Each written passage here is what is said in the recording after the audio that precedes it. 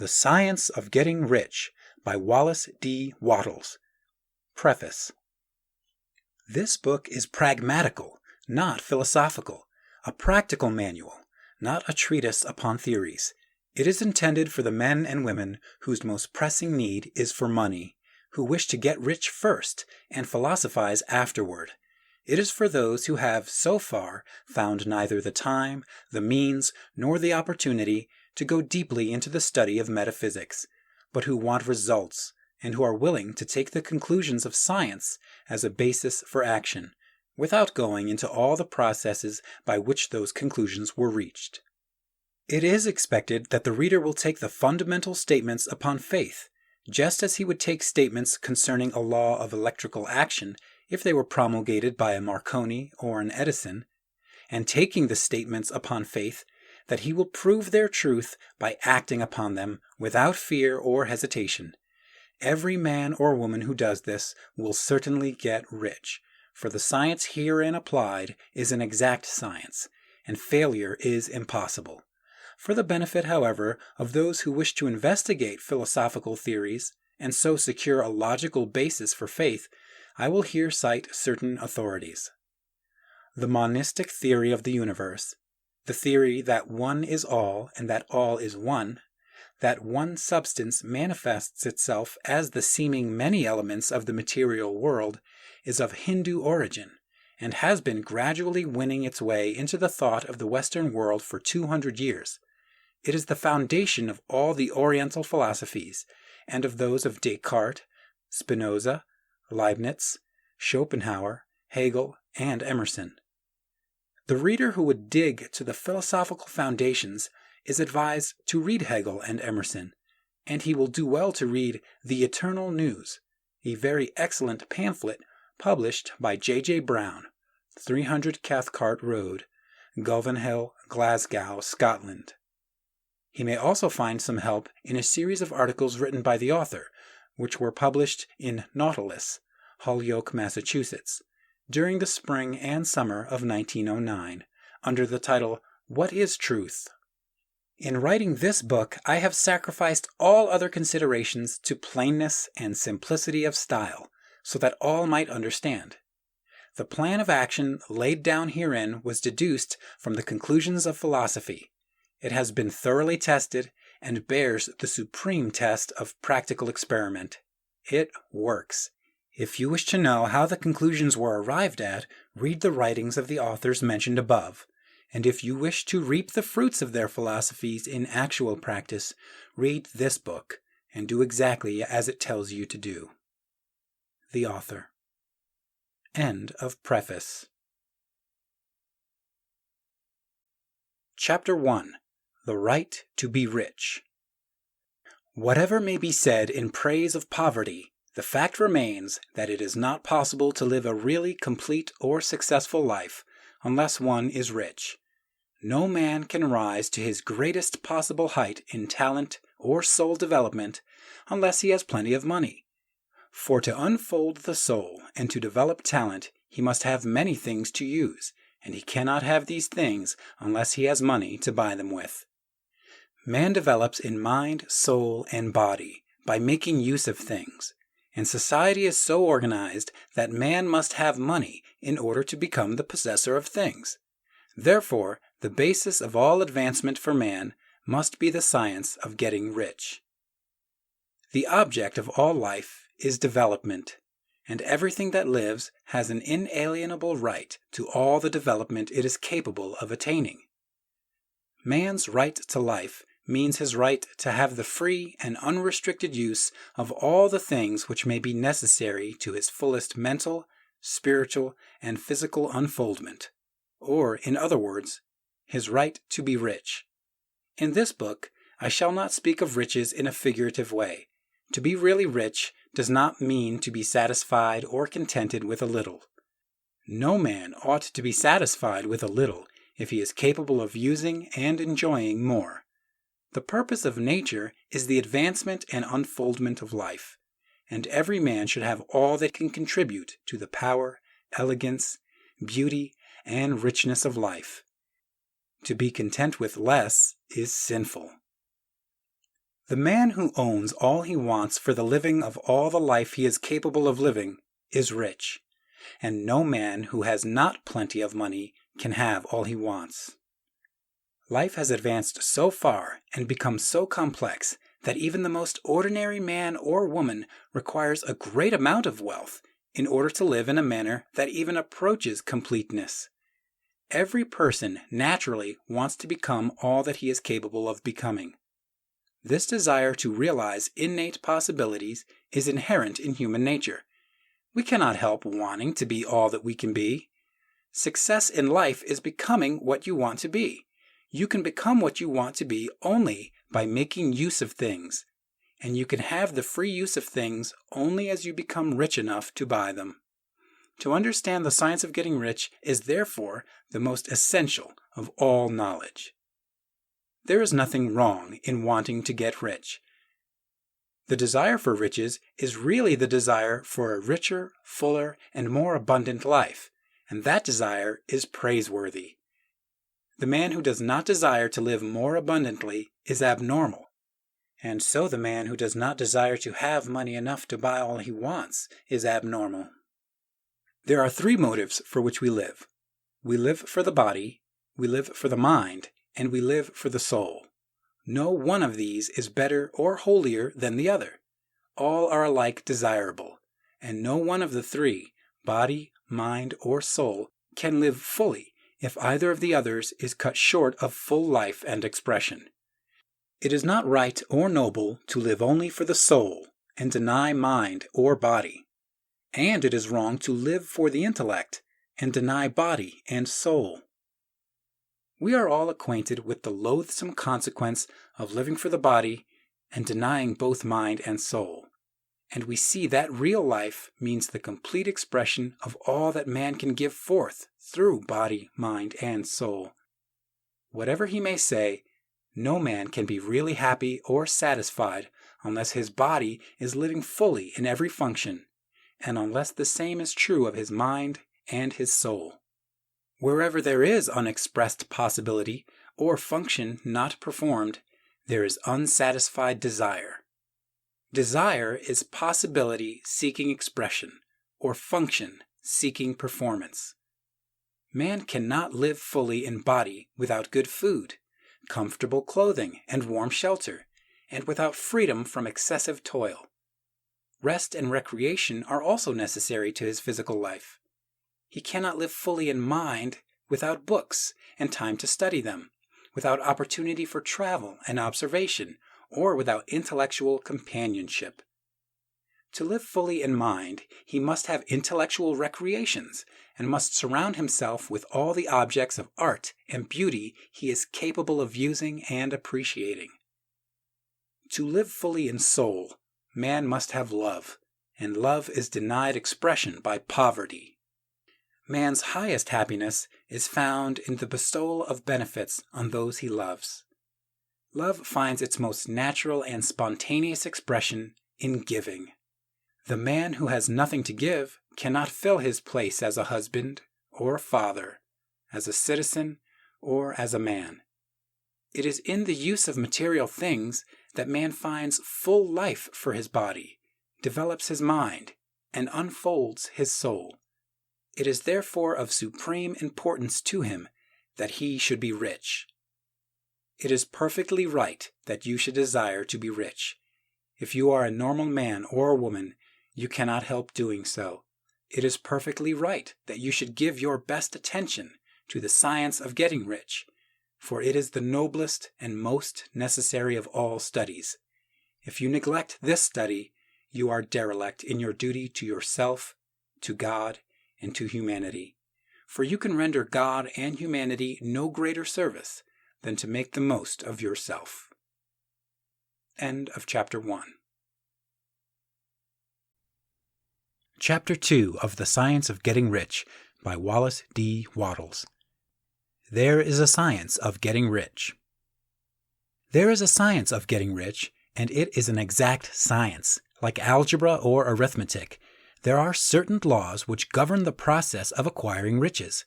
Once these laws are learned and obeyed by any man, he will get rich with mathematical certainty. The ownership of money and property comes as a result of doing things in a certain way. Those who do things in this certain way, whether on purpose or accidentally, get rich, while those who do not do things in this certain way, no matter how hard they work or how able they are, remain poor.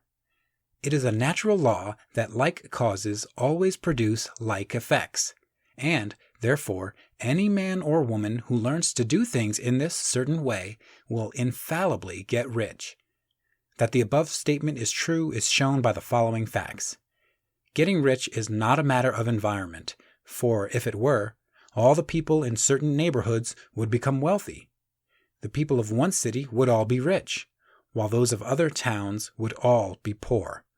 Or the inhabitants of one state would roll in wealth, while those of an adjoining state would be in poverty. But everywhere we see rich and poor living side by side in the same environment, and often engaged in the same vocations. When two men are in the same locality and in the same business, and one gets rich while the other remains poor, it shows that getting rich is not, primarily, a matter of environment. Some environments may be more favorable than others, but when two men in the same business are in the same neighborhood and one gets rich while the other fails, it indicates that getting rich is the result of doing things in a certain way. And further, the ability to do things in this certain way is not due solely to the possession of talent, for many people who have great talent remain poor, while others who have very little talent get rich. Studying the people who have got rich, we find that they are an average lot in all respects, having no greater talents and abilities than other men. It is evident that they do not get rich because they possess talents and abilities that other men have not, but because they happen to do things in a certain way. Getting rich is not the result of saving or thrift. Many very penurious people are poor, while free spenders often get rich. Nor is getting rich due to doing things which others fail to do. For two men in the same business often do exactly the same things, and one gets rich while the other remains poor or becomes a bankrupt. From all these things, we must come to the conclusion that getting rich is the result of doing things in a certain way. If getting rich is the result of doing things in a certain way, and if like causes always produce like effects, then any man or woman who can do things in that way can become rich, and the whole matter is brought within the domain of exact science. The question arises here whether this certain way may not be so difficult that only a few may follow it. This cannot be true, as we have seen, so far as natural ability is concerned. Talented people get rich, and blockheads get rich. Intellectually brilliant people get rich, and very stupid people get rich. Physically strong people get rich, and weak and sickly people get rich. Some degree of ability to think and understand is, of course, essential. But insofar as natural ability is concerned, any man or woman who has sense enough to read and understand these words can certainly get rich. Also, we have seen that it is not a matter of environment. Location counts for something. One would not go to the heart of the Sahara and expect to do successful business. Getting rich involves the necessity of dealing with men and of being where there are people to deal with. And if these people are inclined to deal in the way you want to deal, so much the better. But that is about as far as environment goes. If anybody else in your town can get rich, so can you. And if anybody else in your state can get rich, so can you. Again, it is not a matter of choosing some particular business or profession. People get rich in every business and in every profession, while their next-door neighbors, in the same vocation, remain in poverty.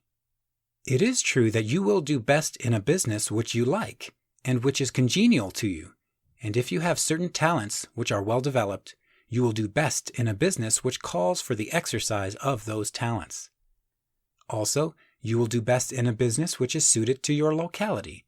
An ice cream parlor would do better in a warm climate than in Greenland, and a salmon fishery will succeed better in the Northwest than in Florida, where there are no salmon. But, aside from these general limitations, getting rich is not dependent upon your engaging in some particular business, but upon your learning to do things in a certain way.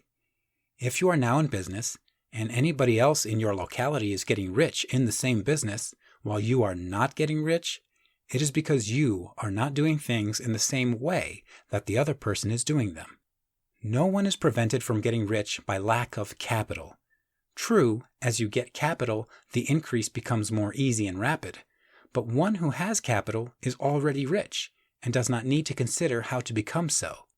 No matter how poor you may be, if you begin to do things in a certain way, you will begin to get rich, and you will begin to have capital. The getting of capital is a part of the process of getting rich, and it is a part of the result which invariably follows the doing of things in the certain way. You may be the poorest man on the continent, and be deeply in debt. You may have neither friends, influence, nor resources, but if you begin to do things in this way, you must infallibly begin to get rich. For like causes must produce like effects. If you have no capital, you can get capital. If you are in the wrong business, you can get into the right business. If you are in the wrong location, you can go to the right location. And you can do so by beginning in your present business and in your present location to do things in the certain way which causes success. End of Chapter 2. Chapter 3 of The Science of Getting Rich by Wallace D. Wattles. Is opportunity monopolized? No man is kept poor because opportunity has been taken away from him, because other people have monopolized the wealth and have put a fence around it. You may be shut off from engaging in business in certain lines, but there are other channels open to you. Probably it would be hard for you to get control of any of the great railroad systems. That field is pretty well monopolized. But the electric railway business is still in its infancy and offers plenty of scope for enterprise. And it will be but a very few years until traffic and transportation through the air will become a great industry, and in all its branches will give employment to hundreds of thousands and perhaps to millions of people. Why not turn your attention to the development of aerial transportation, instead of competing with J.J. Hill and others for a chance in the steam railway world? It is quite true that if you are a workman in the employ of the Steel Trust, you have very little chance of becoming the owner of the plant in which you work. But it is also true that if you will commence to act in a certain way, you can soon leave the employ of the Steel Trust. You can buy a farm of from 10 to 40 acres and engage in business as a producer of foodstuffs. There is great opportunity at this time for men who will live upon small tracts of land and cultivate the same intensively. Such men will certainly get rich. You may say that it is impossible for you to get the land, but I am going to prove to you that it is not impossible, and that you can certainly get a farm if you will go to work in a certain way. At different periods, the tide of opportunity sets in different directions, according to the needs of the whole, and the particular stage of social evolution which has been reached. At present, in America, it is setting toward agriculture and the allied industries and professions. Today, opportunity is open before the farmer in his line more than before the factory worker in his line. It is open before the businessman who supplies the farmer more than before the one who supplies the factory worker, and before the professional man who waits upon the farmer more than before the one who serves the working class. There is abundance of opportunity for the man who will go with the tide instead of trying to swim against it. So the factory workers, either as individuals or as a class, are not deprived of opportunity. The workers are not being kept down by their masters. They are not being ground by the trusts and combinations of capital. As a class, they are where they are because they do not do things in a certain way. If the workers of America chose to do so, they could follow the example of their brothers in Belgium and other countries and establish great department stores and cooperative industries. They could elect men of their own class to office and pass laws favoring the development of such cooperative industries, and in a few years they could take peaceable possession of the industrial field. The working class may become the master class whenever they will begin to do things in a certain way. The law of wealth is the same for them as it is for all others. This they must learn, and they will remain where they are as long as they continue to do as they do. The individual worker, however, is not held down by the ignorance or the mental slothfulness of his class. He can follow the tide of opportunity to riches, and this book will tell him how. No one is kept in poverty by a shortness in the supply of riches. There is more than enough for all. A palace as large as the Capitol at Washington might be built for every family on earth from the building material in the United States alone. And under intensive cultivation, this country would produce wool, cotton, linen, and silk enough to clothe each person in the world finer than Solomon was arrayed in all his glory, together with food enough to feed them all luxuriously. The visible supply is practically inexhaustible, and the invisible supply really is inexhaustible. Everything you see on earth is made from one original substance, out of which all things proceed. New forms are constantly being made, and older ones are dissolving, but all are shapes assumed by one thing. There is no limit to the supply of formless stuff, or original substance.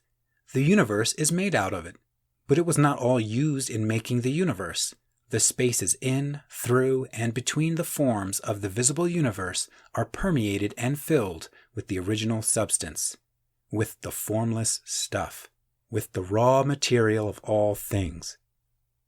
10,000 times as much as has been made might still be made, and even then we should not have exhausted the supply of universal raw material. No man, therefore, is poor because nature is poor, or because there is not enough to go around. Nature is an inexhaustible storehouse of riches. The supply will never run short.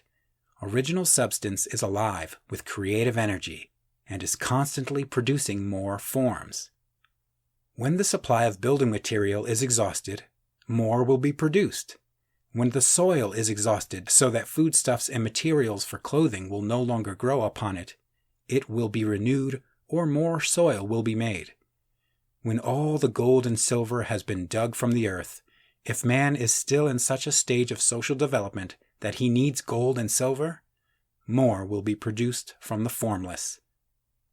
The formless stuff responds to the needs of man. It will not let him be without any good thing. This is true of man collectively. The race as a whole is always abundantly rich.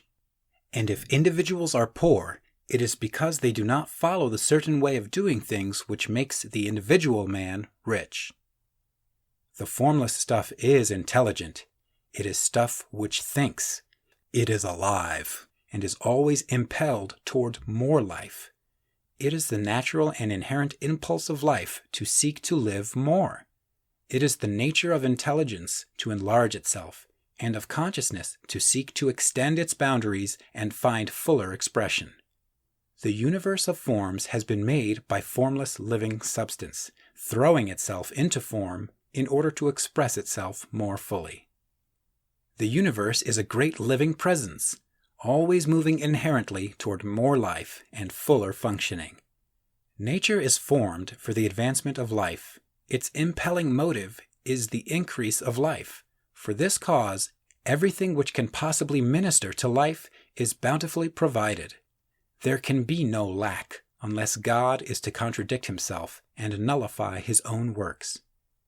You are not kept poor by lack in the supply of riches. It is a fact which I shall demonstrate a little farther on, that even the resources of the formless supply are at the command of the man or woman who will act and think in a certain way. End of Chapter 3. Chapter 4 of The Science of Getting Rich by Wallace D. Wattles. The first principle in the science of getting rich.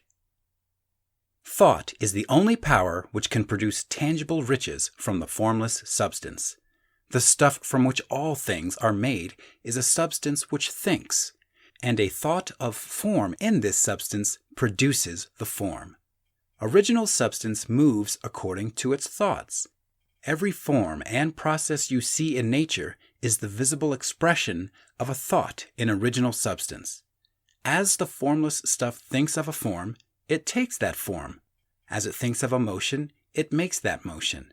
That is the way all things were created. We live in a thought world, which is part of a thought universe. The thought of a moving universe extended throughout formless substance, and the thinking stuff moving according to that thought took the form of systems of planets and maintains that form.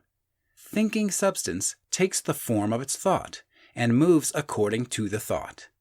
Holding the idea of a circling system of suns and worlds, it takes the form of these bodies and moves them as it thinks.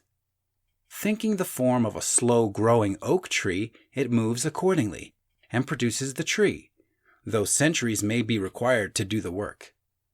In creating, the formless seems to move according to the lines of motion it has established. The thought of an oak tree does not cause the instant formation of a full-grown tree, but it does start in motion the forces which will produce the tree along established lines of growth. Every thought of form held in thinking substance causes the creation of the form, but always, or at least generally, along lines of growth and action already established. The thought of a house of a certain construction, if it were impressed upon formless substance, might not cause the instant formation of the house, but it would cause the turning of creative energies already working in trade and commerce into such channels as to result in the speedy building of the house. And if there were no existing channels through which the creative energy could work, then the house would be formed directly from primal substance, without waiting for the slow processes of the organic and inorganic world. No thought of form can be impressed upon original substance without causing the creation of the form. Man is a thinking center and can originate thought. All the forms that man fashions with his hands must first exist in his thought. He cannot shape a thing until he has thought that thing. And so far, man has confined his efforts wholly to the work of his hands. He has applied manual labor to the world of forms, seeking to change or modify those already existing. He has never thought of trying to cause the creation of new forms by impressing his thoughts upon formless substance. When man has a thought form, he takes material from the forms of nature and makes an image of the form which is in his mind. He has, so far, made little or no effort to cooperate with formless intelligence, to work with the Father. He has not dreamed that he can do what he seeth the Father doing. Man reshapes and modifies existing forms by manual labor. He has given no attention to the question whether he may not produce things from formless substance by communicating his thoughts to it. We propose to prove that he may do so, to prove that any man or woman may do so, and to show how. As our first step, we must lay down 3 fundamental propositions. First, we assert that there is one original formless stuff or substance from which all things are made. All the seemingly many elements are but different presentations of one element. All the many forms found in organic and inorganic nature are but different shapes made from the same stuff. And this stuff is thinking stuff. A thought held in it produces the form of the thought. Thought in thinking substance produces shapes. Man is a thinking center, capable of original thought. If man can communicate his thought to original thinking substance, he can cause the creation or formation of the thing he thinks about. To summarize this, there is a thinking stuff from which all things are made, and which, in its original state, permeates, penetrates, and fills the interspaces of the universe. A thought in this substance produces the thing that is imaged by the thought. Man can form things in his thought, and by impressing his thought upon formless substance, can cause the thing he thinks about to be created. It may be asked if I can prove these statements, and without going into details, I answer that I can do so, both by logic and experience. Reasoning back from the phenomena of form and thought, I come to one original thinking substance, and reasoning forward from this thinking substance, I come to man's power to cause the formation of the thing he thinks about. And by experiment, I find the reasoning true, and this is my strongest proof. If one man who reads this book gets rich by doing what it tells him to do, that is evidence in support of my claim. But if every man who does what it tells him to do gets rich, that is positive proof, until someone goes through the process and fails. The theory is true until the process fails, and this process will not fail, for every man who does exactly what this book tells him to do will get rich. I have said that men get rich by doing things in a certain way, and in order to do so, men must become able to think in a certain way. A man's way of doing things is the direct result of the way he thinks about things. To do things in the way you want to do them, you will have to acquire the ability to think the way you want to think. This is the first step towards getting rich. To think what you want to think is to think truth, regardless of appearances. Every man has the natural and inherent power to think what he wants to think, but it requires far more effort to do so than it does to think the thoughts which are suggested by appearances. To think according to appearances is easy. To think truth, regardless of appearances, is laborious and requires the expenditure of more power than any other work man is called upon to perform. There is no labor from which most people shrink as they do from that of sustained and consecutive thought. It is the hardest work in the world. This is especially true when truth is contrary to appearances. Every appearance in the visible world tends to produce a corresponding form in the mind which observes it, and this can only be prevented by holding the thought of the truth. To look upon the appearance of disease will produce the form of disease in your own mind, and ultimately in your body, unless you hold the thought of the truth, which is that there is no disease. It is only an appearance, and the reality is health. To look upon the appearances of poverty will produce corresponding forms in your own mind, unless you hold to the truth that there is no poverty. There is only abundance. To think health when surrounded by the appearances of disease, or to think riches when in the midst of appearance of poverty requires power. But he who acquires this power becomes a master mind. He can conquer fate. He can have what he wants. This power can only be acquired by getting hold of the basic fact which is behind all appearances, and that fact is that there is one thinking substance, from which and by which all things are made. Then we must grasp the truth that every thought held in this substance becomes a form, and that man can so impress his thoughts upon it as to cause them to take form and become visible things. When we realize this, we lose all doubt and fear, for we know that we can create what we want to create. We can get what we want to have, and become what we want to be. As a first step toward getting rich, you must believe the 3 fundamental statements given previously in this chapter, and in order to emphasize them, I repeat them here. There is a thinking stuff from which all things are made, and which, in its original state, permeates, penetrates, and fills the interspaces of the universe.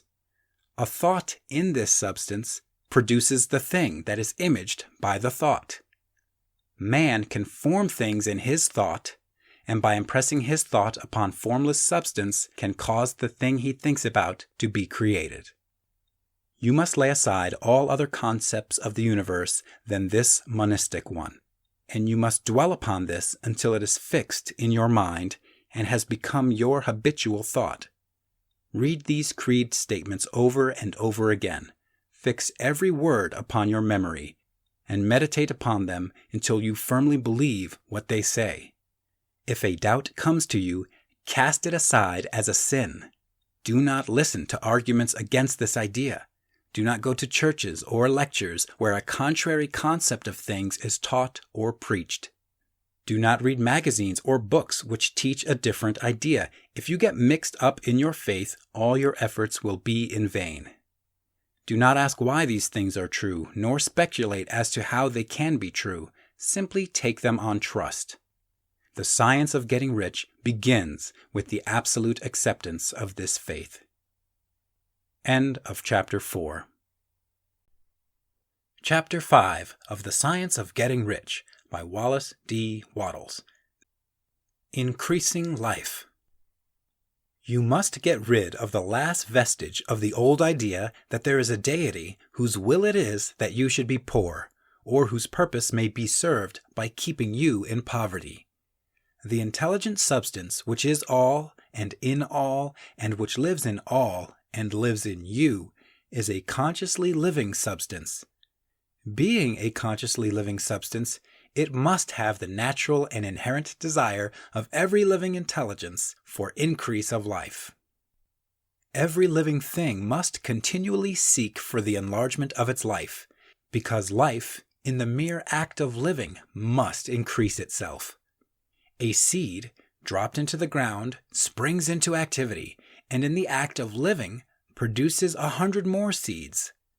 Life, by living, multiplies itself. It is forever becoming more. It must do so if it continues to be at all. Intelligence is under this same necessity for continuous increase. Every thought we think makes it necessary for us to think another thought. Consciousness is continually expanding. Every fact we learn leads us to the learning of another fact. Knowledge is continually increasing. Every talent we cultivate brings to the mind the desire to cultivate another talent. We are subject to the urge of life, seeking expression, which ever drives us on to know more, to do more, and to be more. In order to know more, do more, and be more, we must have more. We must have things to use, for we learn and do and become only by using things. We must get rich so that we can live more. The desire for riches is simply the capacity for larger life-seeking fulfillment. Every desire is the effort of an unexpressed possibility to come into action. It is power seeking to manifest, which causes desire. That which makes you want more money is the same as that which makes the plant grow. It is life seeking fuller expression. The one living substance must be subject to this inherent law of all life. It is permeated with the desire to live more. That is why it is under the necessity of creating things. The one substance desires to live more in you, hence it wants you to have all the things you can use.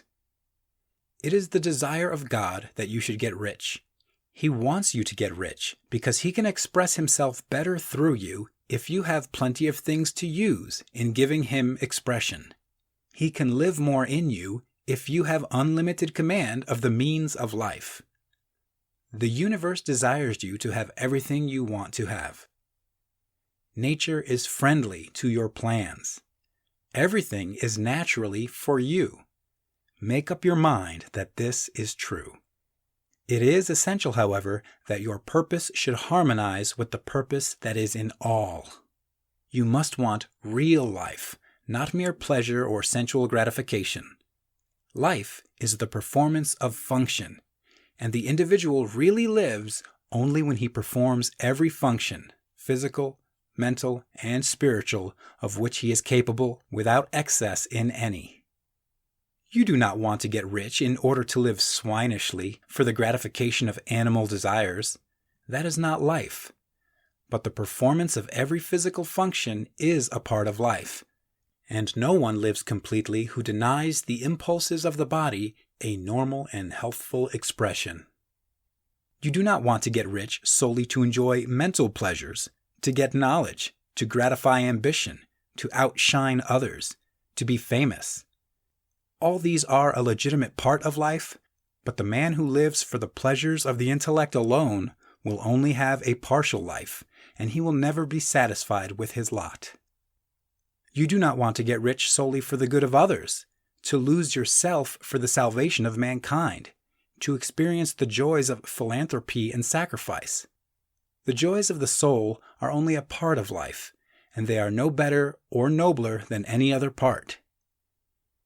You want to get rich in order that you may eat, drink, and be merry when it is time to do these things, in order that you may surround yourself with beautiful things, see distant lands, feed your mind, and develop your intellect in order that you may love men and do kind things, and be able to play a good part in helping the world to find truth. But remember that extreme altruism is no better and no nobler than extreme selfishness. Both are mistakes. Get rid of the idea that God wants you to sacrifice yourself for others, and that you can secure His favor by doing so. God requires nothing of the kind. What He wants is that you should make the most of yourself, and for others. And you can help others more by making the most of yourself than in any other way. You can make the most of yourself only by getting rich. So it is right and praiseworthy that you should give your first and best thought to the work of acquiring wealth. Remember, however, that the desire of substance is for all, and its movements must be for more life to all. It cannot be made to work for less life to any, because it is equally in all, seeking riches and life. Intelligent substance will make things for you, but it will not take things away from someone else and give them to you. You must get rid of the thought of competition. You are to create, not to compete for what is already created. You do not have to take anything away from anyone. You do not have to drive sharp bargains. You do not have to cheat or to take advantage. You do not need to let any man work for you for less than he earns. You do not have to covet the property of others, or to look at it with wishful eyes. No man has anything of which you cannot have the like, and that without taking what he has away from him. You are to become a creator, not a competitor. You are going to get what you want, but in such a way that when you get it, every other man will have more than he has now. I am aware that there are men who get a vast amount of money by proceeding in direct opposition to the statements in the paragraph above, and may add a word of explanation here. Men of the plutocratic type who become very rich do so sometimes purely by their extraordinary ability on the plane of competition, and sometimes they unconsciously relate themselves to substance in its great purposes and movements for the general racial upbuilding through industrial evolution. Rockefeller, Carnegie, Morgan, et al. Have been the unconscious agents of the Supreme in the necessary work of systematizing and organizing productive industry, and in the end their work will contribute immensely toward increased life for all. Their day is nearly over. They have organized production, and will soon be succeeded by the agents of the multitude who will organize the machinery of distribution. The multimillionaires are like the monster reptiles of the prehistoric eras. They play a necessary part in the evolutionary process, but the same power which produced them will dispose of them. And it is well to bear in mind that they have never been really rich. A record of the private lives of most of this class will show that they have really been the most abject and wretched of the poor. Riches secured on the competitive plane are never satisfactory and permanent. They are yours today and another's tomorrow. Remember, if you are to become rich in a scientific and certain way, you must rise entirely out of the competitive thought. You must never think for a moment that the supply is limited. Just as soon as you begin to think that all the money is being cornered and controlled by bankers and others, and that you must exert yourself to get laws passed to stop this process and so on, in that moment you drop into the competitive mind, and your power to cause creation is gone for the time being. And what is worse, you will probably arrest the creative movements you have already instituted. Know that there are countless millions of dollars worth of gold in the mountains of the earth, not yet brought to light. And know that if there were not, more would be created from thinking substance to supply your needs. Know that the money you need will come, even if it is necessary for 1,000 men to be led to the discovery of new gold mines tomorrow. Never look at the visible supply. Look always at the limitless riches in formless substance, and know that they are coming to you as fast as you can receive and use them. Nobody, by cornering the visible supply, can prevent you from getting what is yours. So never allow yourself to think for an instant that all the best building spots will be taken before you get ready to build your house, unless you hurry. Never worry about the trusts and combines and get anxious for fear they will soon come to own the whole earth. Never get afraid that you will lose what you want because some other person beats you to it. That cannot possibly happen. You are not seeking anything that is possessed by anybody else. You are causing what you want to be created from formless substance, and the supply is without limits. Stick to the formulated statement. There is a thinking stuff from which all things are made, and which, in its original state, permeates, penetrates, and fills the interspaces of the universe. A thought in this substance produces the thing that is imaged by the thought.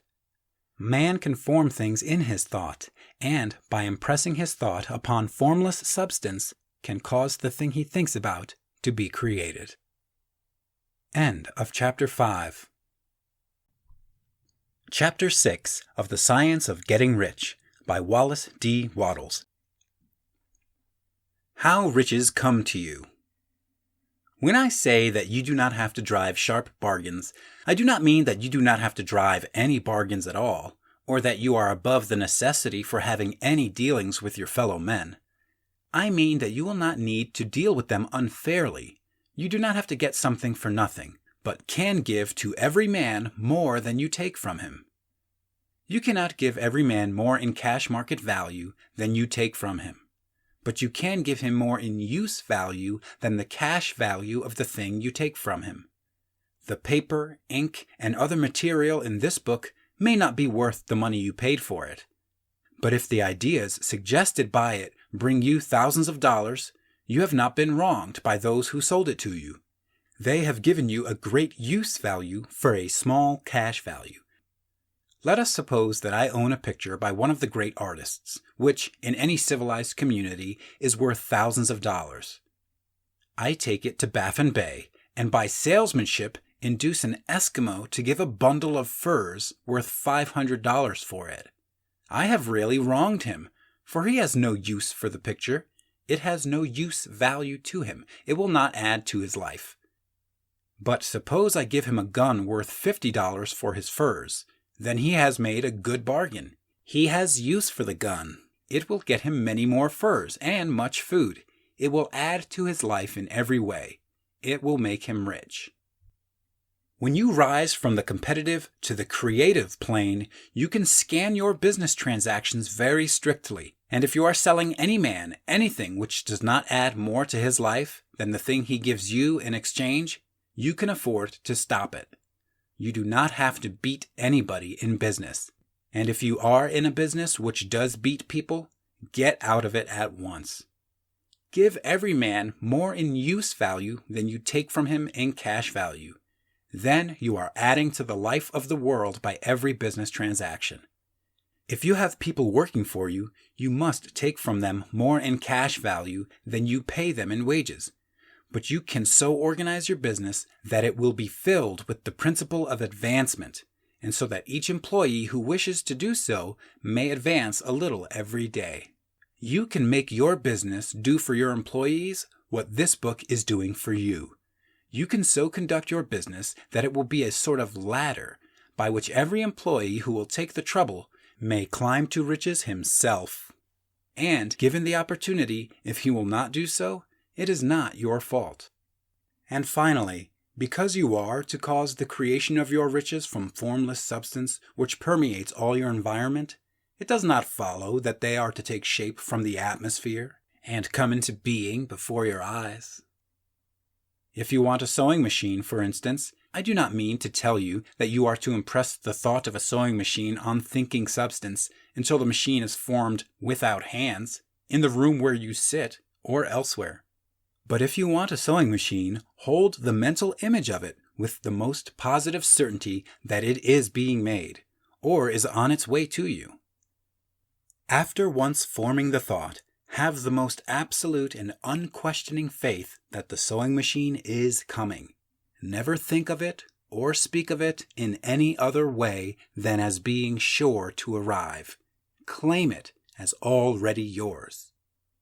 It will be brought to you by the power of the supreme intelligence acting upon the minds of men. If you live in Maine, it may be that a man will be brought from Texas or Japan to engage in some transaction which will result in your getting what you want. If so, the whole matter will be as much to that man's advantage as it is to yours. Do not forget for a moment that the thinking substance is through all, in all, communicating with all, and can influence all. The desire of thinking substance for fuller life and better living has caused the creation of all the sewing machines already made, and it can cause the creation of millions more, and will, whenever men set it in motion by desire and faith, and by acting in a certain way. You can certainly have a sewing machine in your house, and it is just as certain that you can have any other thing or things which you want, and which you will use for the advancement of your own life and the lives of others. You need not hesitate about asking largely. It is your Father's pleasure to give you the kingdom, said Jesus. Original substance wants to live all that is possible in you, and wants you to have all that you can or will use for the living of the most abundant life. If you fix upon your consciousness the fact that the desire you feel for the possession of riches is one with the desire of omnipotence for more complete expression, your faith becomes invincible. Once I saw a little boy sitting at a piano and vainly trying to bring harmony out of the keys, and I saw that he was grieved and provoked by his inability to play real music. I asked him the cause of his vexation, and he answered, "I can feel the music in me, but I can't make my hands go right." The music in him was the urge of original substance containing all the possibilities of all life. All that there is of music was seeking expression through the child. God, the one substance, is trying to live and do and enjoy things through humanity. He is saying, I want hands to build wonderful structures, to play divine harmonies, to paint glorious pictures.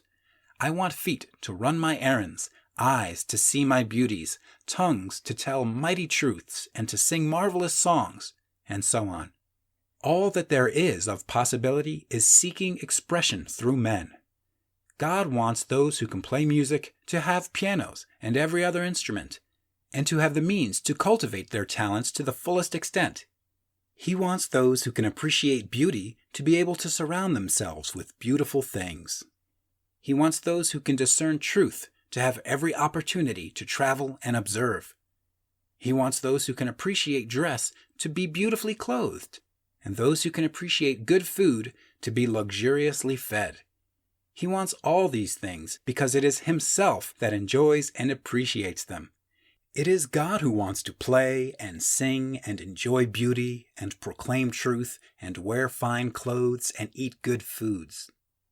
It is God that worketh in you to will and to do, said Paul. The desire you feel for riches is the infinite, seeking to express himself in you as he sought to find expression in the little boy at the piano. So you need not hesitate to ask largely. Your part is to focalize and express the desires of God. This is a difficult point with most people. They retained something of the old idea that poverty and self-sacrifice are pleasing to God. They look upon poverty as a part of the plan, a necessity of nature. They have the idea that God has finished his work and made all that he can make, and that the majority of men must stay poor because there is not enough to go around. They hold to so much of this erroneous thought that they feel ashamed to ask for wealth. They try not to want more than a very modest competence, just enough to make them fairly comfortable. I recall now the case of one student who was told that he must get in mind a clear picture of the things he desired, so that the creative thought of them might be impressed on formless substance. He was a very poor man, living in a rented house and having only what he earned from day to day, and he could not grasp the fact that all wealth was his. So after thinking the matter over, he decided that he might reasonably ask for a new rug for the floor of his best room and an anthracite coal stove to heat the house during the cold weather. Following the instructions given in this book, he obtained these things in a few months, and then it dawned upon him that he had not asked enough. He went through the house in which he lived and planned all the improvements he would like to make in it. He mentally added a bay window here and a room there until it was complete in his mind as his ideal home, and then he planned its furnishings. Holding the whole picture in his mind, he began living in a certain way and moving toward what he wanted, and he owns the house now and is rebuilding it after the form of his mental image. And now, with still larger faith, he is going on to get greater things. It has been unto him according to his faith, and it is so with you and with all of us. End of Chapter 6. Chapter 7 of The Science of Getting Rich by Wallace D. Wattles. Gratitude. The illustrations given in the last chapter will have conveyed to the reader the fact that the first step toward getting rich is to convey the idea of your wants to the formless substance. This is true, and you will see that in order to do so, it becomes necessary to relate yourself to the formless intelligence in a harmonious way. To secure this harmonious relation is a matter of such primary and vital importance that I shall give some space to its discussion here, and give you instructions which, if you will follow them, will be certain to bring you into perfect unity of mind with God. The whole process of mental adjustment and atonement can be summed up in one word: gratitude. First, you believe that there is one intelligent substance from which all things proceed. Second, you believe that this substance gives you everything you desire. And third, you relate yourself to it by a feeling of deep and profound gratitude. Many people who order their lives rightly in all other ways are kept in poverty by their lack of gratitude. Having received one gift from God, they cut the wires which connect them with Him by failing to make acknowledgement.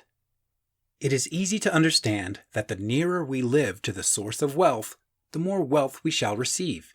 And it is easy also to understand that the soul that is always grateful lives in closer touch with God than the one which never looks to Him in thankful acknowledgement.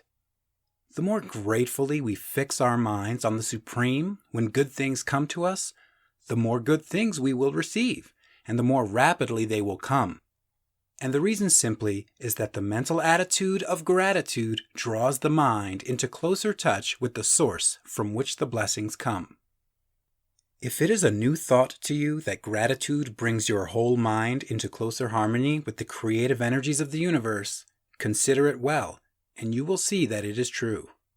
The good things you already have come to you along the line of obedience to certain laws. Gratitude will lead your mind out along the ways by which things come, and it will keep you in close harmony with creative thought and prevent you from falling into competitive thought. Gratitude alone can keep you looking toward the all and prevent you from falling into the error of thinking of the supply as limited, and to do that would be fatal to your hopes. There is a law of gratitude, and it is absolutely necessary that you should observe the law if you are to get the results you seek. The law of gratitude is the natural principle that action and reaction are always equal and in opposite directions. The grateful outreaching of your mind in thankful praise to the Supreme is a liberation or expenditure of force. It cannot fail to reach that to which it is addressed, and the reaction is an instantaneous movement toward you. Draw nigh unto God, and He will draw nigh unto you. That is a statement of psychological truth. And if your gratitude is strong and constant, the reaction in formless substance will be strong and continuous. The movement of the things you want will always be toward you. Notice the grateful attitude that Jesus took, how He always seems to be saying, "I thank Thee, Father, that Thou hearest me." You cannot exercise much power without gratitude, for it is gratitude that keeps you connected with power. But the value of gratitude does not consist solely in getting you more blessings in the future. Without gratitude, you cannot long keep from dissatisfied thought regarding things as they are. The moment you permit your mind to dwell with dissatisfaction upon things as they are, you begin to lose ground. You fix attention upon the common, the ordinary, the poor, and the squalid and mean, and your mind takes the form of these things. Then you will transmit these forms or mental images to the formless, and the common, the poor, the squalid, and mean will come to you. To permit your mind to dwell upon the inferior is to become inferior and to surround yourself with inferior things. On the other hand, to fix your attention on the best is to surround yourself with the best and to become the best.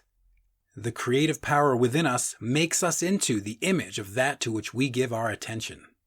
We are thinking substance, and thinking substance always takes the form of that which it thinks about. The grateful mind is constantly fixed upon the best. Therefore, it tends to become the best. It takes the form or character of the best and will receive the best.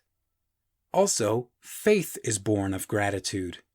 The grateful mind continually expects good things, and expectation becomes faith.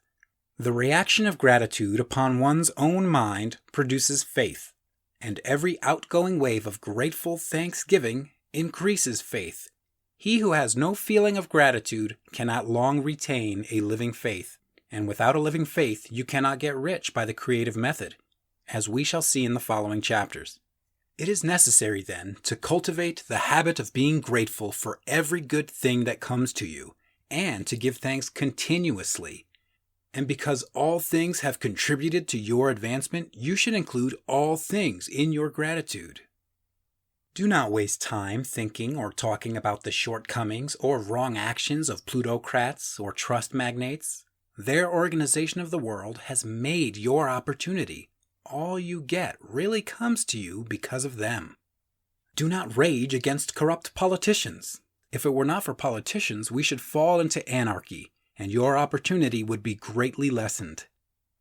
God has worked a long time and very patiently to bring us up to where we are in industry and government, and He is going right on with His work. There is not the least doubt that He will do away with plutocrats, trust magnates, captains of industry, and politicians as soon as they can be spared. But in the meantime, behold, they are all very good. Remember that they are all helping to arrange the lines of transmission along which your riches will come to you, and be grateful to them all. This will bring you into harmonious relations with the good in everything, and the good in everything will move toward you. End of Chapter 7. Chapter 8 of The Science of Getting Rich by Wallace D. Wattles. Thinking in the Certain Way. Turn back to Chapter 6 and read again the story of the man who formed a mental image of his house, and you will get a fair idea of the initial step toward getting rich. You must form a clear and definite mental picture of what you want. You cannot transmit an idea unless you have it yourself.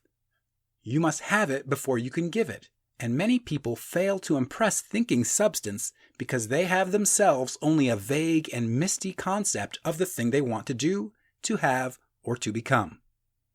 It is not enough that you should have a general desire for wealth to do good with. Everybody has that desire. It is not enough that you should have a wish to travel, see things, live more, etc. Everybody has those desires also.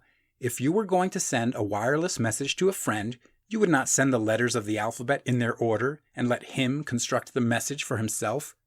Nor would you take words at random from the dictionary. You would send a coherent sentence, one which meant something. When you try to impress your wants upon substance, remember that it must be done by a coherent statement. You must know what you want and be definite. You can never get rich or start the creative power into action by sending out unformed longings and vague desires. Go over your desires, just as the man I have described went over his house, See just what you want and get a clear mental picture of it as you wish it to look when you get it. That clear mental picture you must have continually in mind, as the sailor has in mind the port toward which he is sailing the ship. You must keep your face toward it all the time. You must no more lose sight of it than the steersman loses sight of the compass. It is not necessary to take exercises in concentration, nor to set apart special times for prayer and affirmation, nor to go into the silence, nor to do occult stunts of any kind. These things are well enough, but all you need is to know what you want and to want it badly enough so that it will stay in your thoughts. Spend as much of your leisure time as you can in contemplating your picture. But no one needs to take exercises to concentrate his mind on a thing which he really wants. It is the things you do not really care about which require effort to fix your attention upon them. And unless you really want to get rich, so that the desire is strong enough to hold your thoughts directed to the purpose, as the magnetic pole holds the needle of the compass, it will hardly be worthwhile for you to try to carry out the instructions given in this book.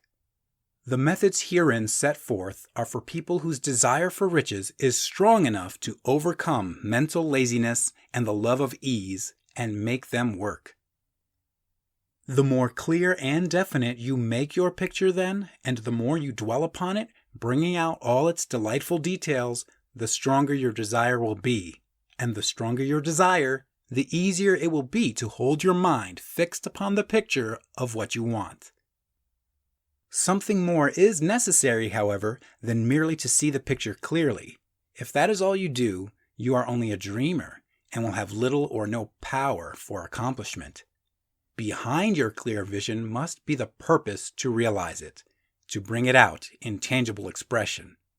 And behind this purpose must be an invincible and unwavering faith that the thing is already yours, that it is at hand, and you have only to take possession of it.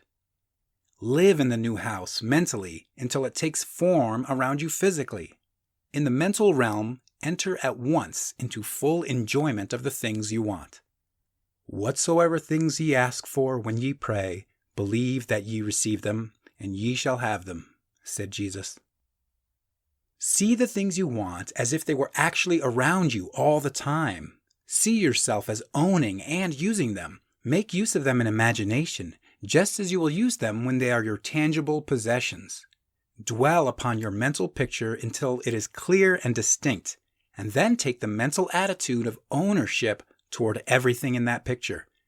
Take possession of it in mind, in the full faith that it is actually yours.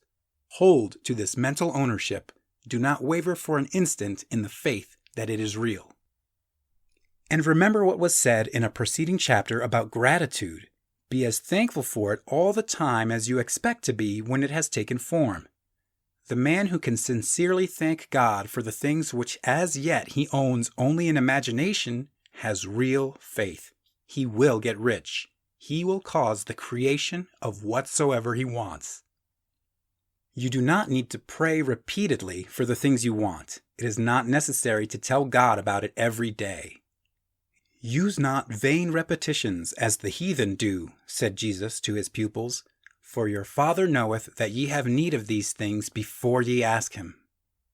Your part is to intelligently formulate your desire for the things which make for a larger life, and to get these desires arranged into a coherent whole, and then to impress this whole desire upon the formless substance, which has the power and the will to bring you what you want. You do not make this impression by repeating strings of words. You make it by holding the vision with unshakable purpose to attain it, and with steadfast faith that you do attain it. The answer to prayer is not according to your faith while you are talking, but according to your faith while you are working. You cannot impress the mind of God by having a special Sabbath day set apart to tell him what you want, and then forgetting him during the rest of the week. You cannot impress him by having special hours to go into your closet and pray, if you then dismiss the matter from your mind until the hour of prayer comes again. Oral prayer is well enough and has its effect, especially upon yourself, in clarifying your vision and strengthening your faith. but it is not your oral petitions which get you what you want. In order to get rich, you do not need a sweet hour of prayer. You need to pray without ceasing. And by prayer, I mean holding steadily to your vision, with the purpose to cause its creation into solid form, and the faith that you are doing so. Believe that ye receive them. The whole matter turns on receiving, once you have clearly formed your vision. When you have formed it, it is well to make an oral statement, addressing the Supreme in reverent prayer, and from that moment you must, in mind, receive what you ask for. Live in the new house, wear the fine clothes, ride in the automobile, go on the journey, and confidently plan for greater journeys. Think and speak of all the things you have asked for in terms of actual present ownership. Imagine an environment and a financial condition exactly as you want them, and live all the time in that imaginary environment and financial condition. Mind, however, that you do not do this as a mere dreamer and castle builder. Hold to the faith that the imaginary is being realized and to the purpose to realize it. Remember that it is faith and purpose in the use of the imagination which make the difference between the scientist and the dreamer. And having learned this fact, it is here that you must learn the proper use of the will.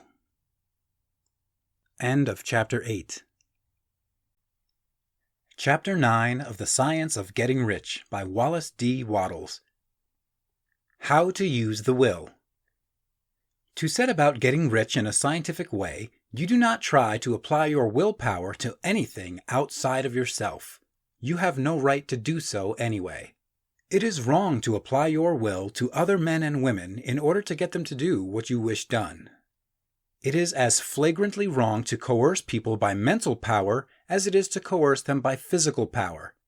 If compelling people by physical force to do things for you reduces them to slavery, compelling them by mental means accomplishes exactly the same thing. The only difference is in methods. If taking things from people by physical force is robbery, then taking things by mental force is robbery also. There is no difference in principle. You have no right to use your willpower upon another person, even for his own good, for you do not know what is for his good. The science of getting rich does not require you to apply power or force to any other person in any way whatsoever. There is not the slightest necessity for doing so. Indeed, any attempt to use your will upon others will only tend to defeat your purpose. You do not need to apply your will to things in order to compel them to come to you. That would simply be trying to coerce God, and would be foolish and useless, as well as irreverent. You do not have to compel God to give you good things any more than you have to use your willpower to make the sun rise. You do not have to use your willpower to conquer an unfriendly deity or to make stubborn and rebellious forces do your bidding.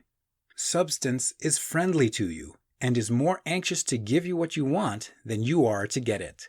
To get rich, you need only to use your willpower upon yourself. When you know what to think and do, then you must use your will to compel yourself to think and do the right things. That is the legitimate use of the will in getting what you want. To use it in holding yourself to the right course. Use your will to keep yourself thinking and acting in the certain way. Do not try to project your will or your thoughts or your mind out into space to act on things or people. Keep your mind at home. It can accomplish more there than elsewhere.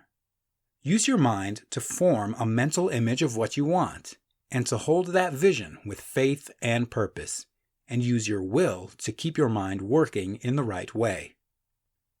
The more steady and continuous your faith and purpose, the more rapidly you will get rich, because you will make only positive impressions upon substance, and you will not neutralize or offset them by negative impressions. The picture of your desires, held with faith and purpose, is taken up by the formless, and permeates it to great distances throughout the universe for all I know. As this impression spreads, all things are set moving toward its realization. Every living thing, every inanimate thing, and the things yet uncreated are stirred toward bringing into being that which you want.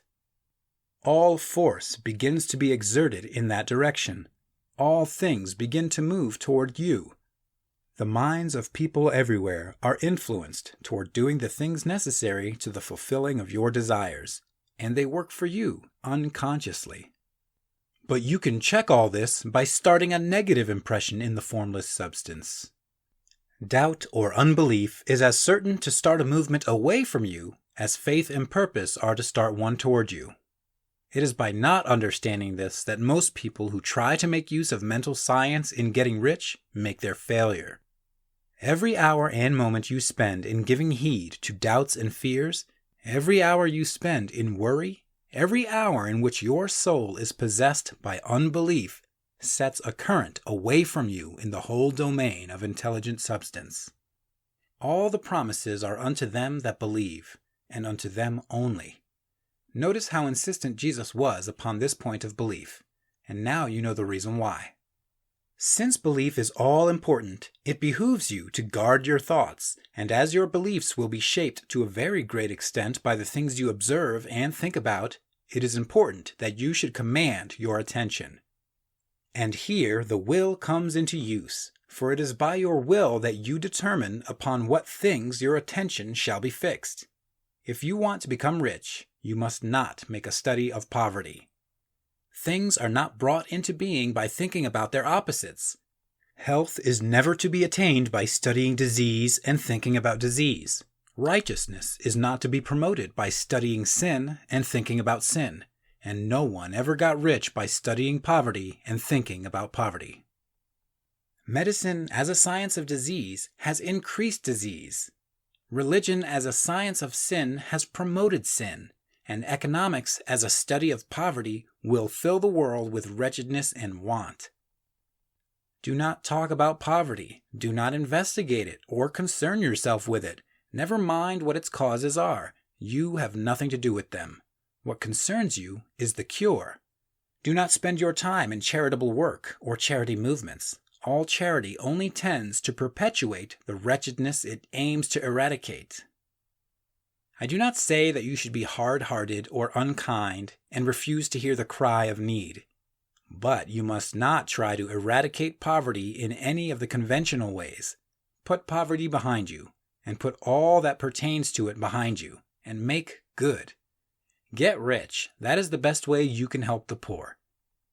And you cannot hold the mental image which is to make you rich if you fill your mind with pictures of poverty.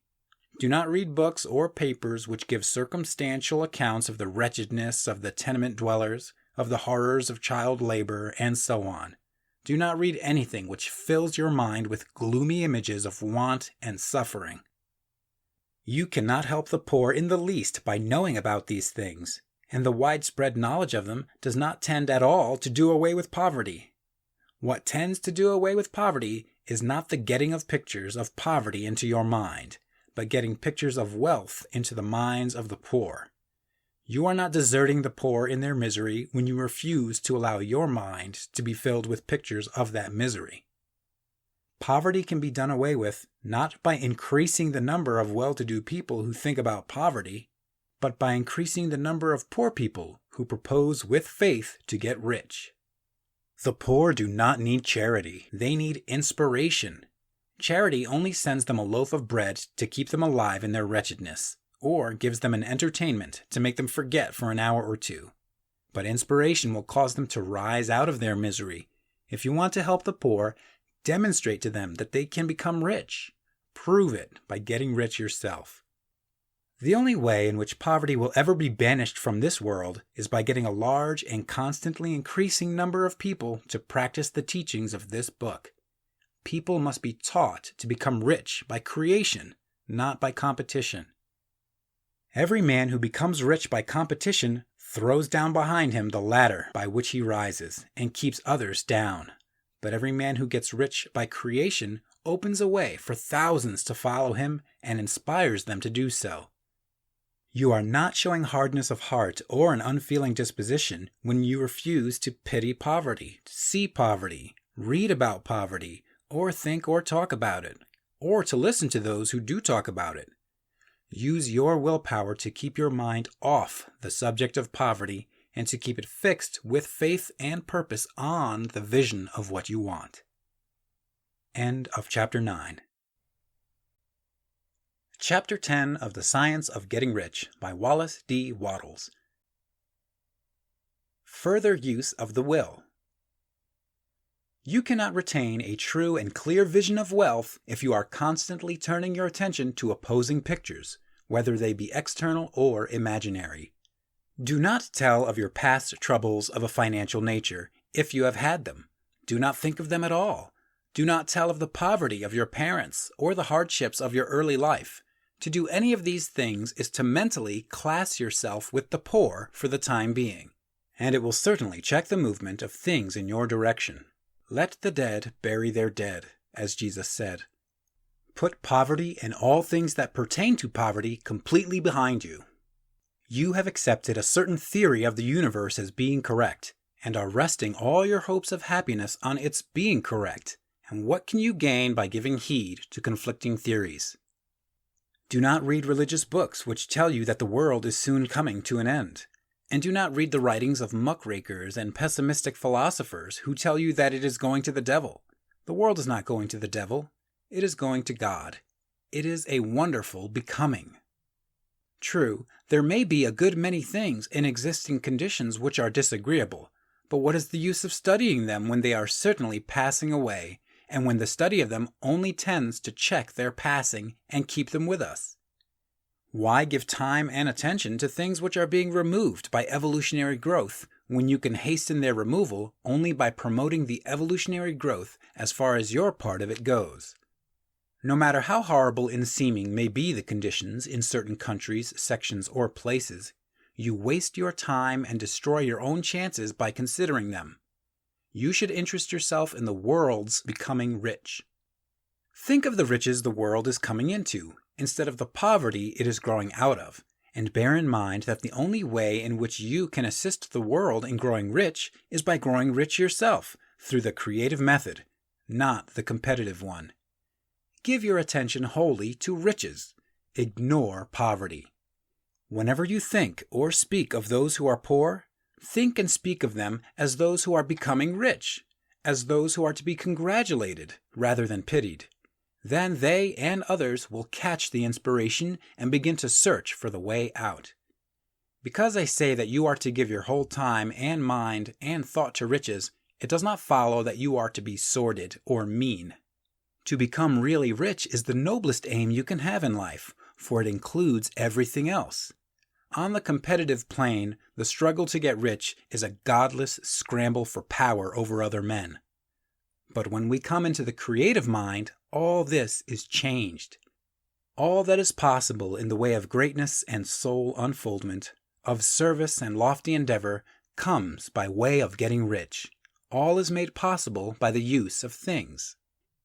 If you lack for physical health, you will find that the attainment of it is conditional on your getting rich. Only those who are emancipated from financial worry and who have the means to live a carefree existence and follow hygienic practices can have and retain health. Moral and spiritual greatness is possible only to those who are above the competitive battle for existence. And only those who are becoming rich on the plane of creative thought are free from the degrading influences of competition.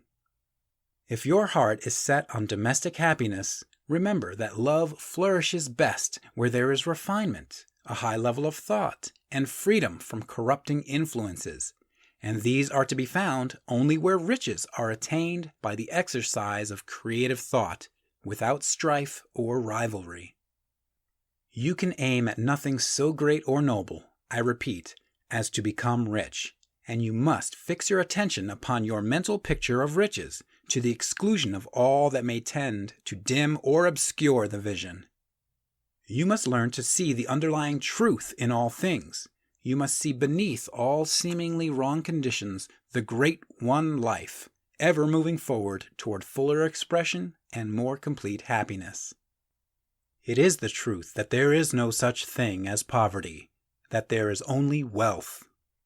Some people remain in poverty because they are ignorant of the fact that there is wealth for them, and these can best be taught by showing them the way to affluence in your own person and practice. Others are poor because, while they feel that there is a way out, they are too intellectually indolent to put forth the mental effort necessary to find that way and travel it. And for these, the very best thing you can do is to arouse their desire by showing them the happiness that comes from being rightly rich. Others still are poor because, while they have some notion of science, they have become so swamped and lost in the maze of metaphysical and occult theories that they do not know which road to take. They try a mixture of many systems and fail in all. For these, again, the very best thing to do is to show the right way in your own person and practice. An ounce of doing things is worth a pound of theorizing. The very best thing you can do for the whole world is to make the most of yourself. You can serve God and man in no more effective way than by getting rich. That is, if you get rich by the creative method and not by the competitive one. Another thing, we assert that this book gives in detail the principles of the science of getting rich, and if that is true, you do not need to read any other book upon the subject. This may sound narrow and egotistical, but consider, there is no more scientific method of computation in mathematics than by addition, subtraction, multiplication, and division. No other method is possible. There can be but one shortest distance between 2 points. There is only one way to think scientifically, and that is to think in the way that leads by the most direct and simple route to the goal. No man has yet formulated a briefer or less complex system than the one set forth herein. It has been stripped of all non-essentials. When you commence on this, lay all others aside. Put them out of your mind altogether. Read this book every day. Keep it with you. Commit it to memory. And do not think about other systems and theories. If you do, you will begin to have doubts, and to be uncertain and wavering in your thought. And then you will begin to make failures. After you have made good and become rich, you may study other systems as much as you please, but until you are quite sure that you have gained what you want, do not read anything on this line but this book, unless it be the authors mentioned in the preface. And read only the most optimistic comments on the world's news, those in harmony with your picture. Also, postpone your investigations into the occult. Do not dabble in theosophy, spiritualism, or kindred studies. It is very likely that the dead still live and are near, but if they are, let them alone. Mind your own business. Wherever the spirits of the dead may be, they have their own work to do and their own problems to solve, and we have no right to interfere with them. We cannot help them, and it is very doubtful whether they can help us, or whether we have any right to trespass upon their time if they can. Let the dead and the hereafter alone, and solve your own problem. Get rich. If you begin to mix with the occult, you will start mental cross-currents which will surely bring your hopes to shipwreck. Now, this and the preceding chapters have brought us to the following statement of basic facts. There is a thinking stuff from which all things are made, and which, in its original state, permeates, penetrates, and fills the interspaces of the universe. A thought in this substance produces the thing that is imaged by the thought. Man can form things in his thought, and by impressing his thought upon formless substance, can cause the thing he thinks about to be created.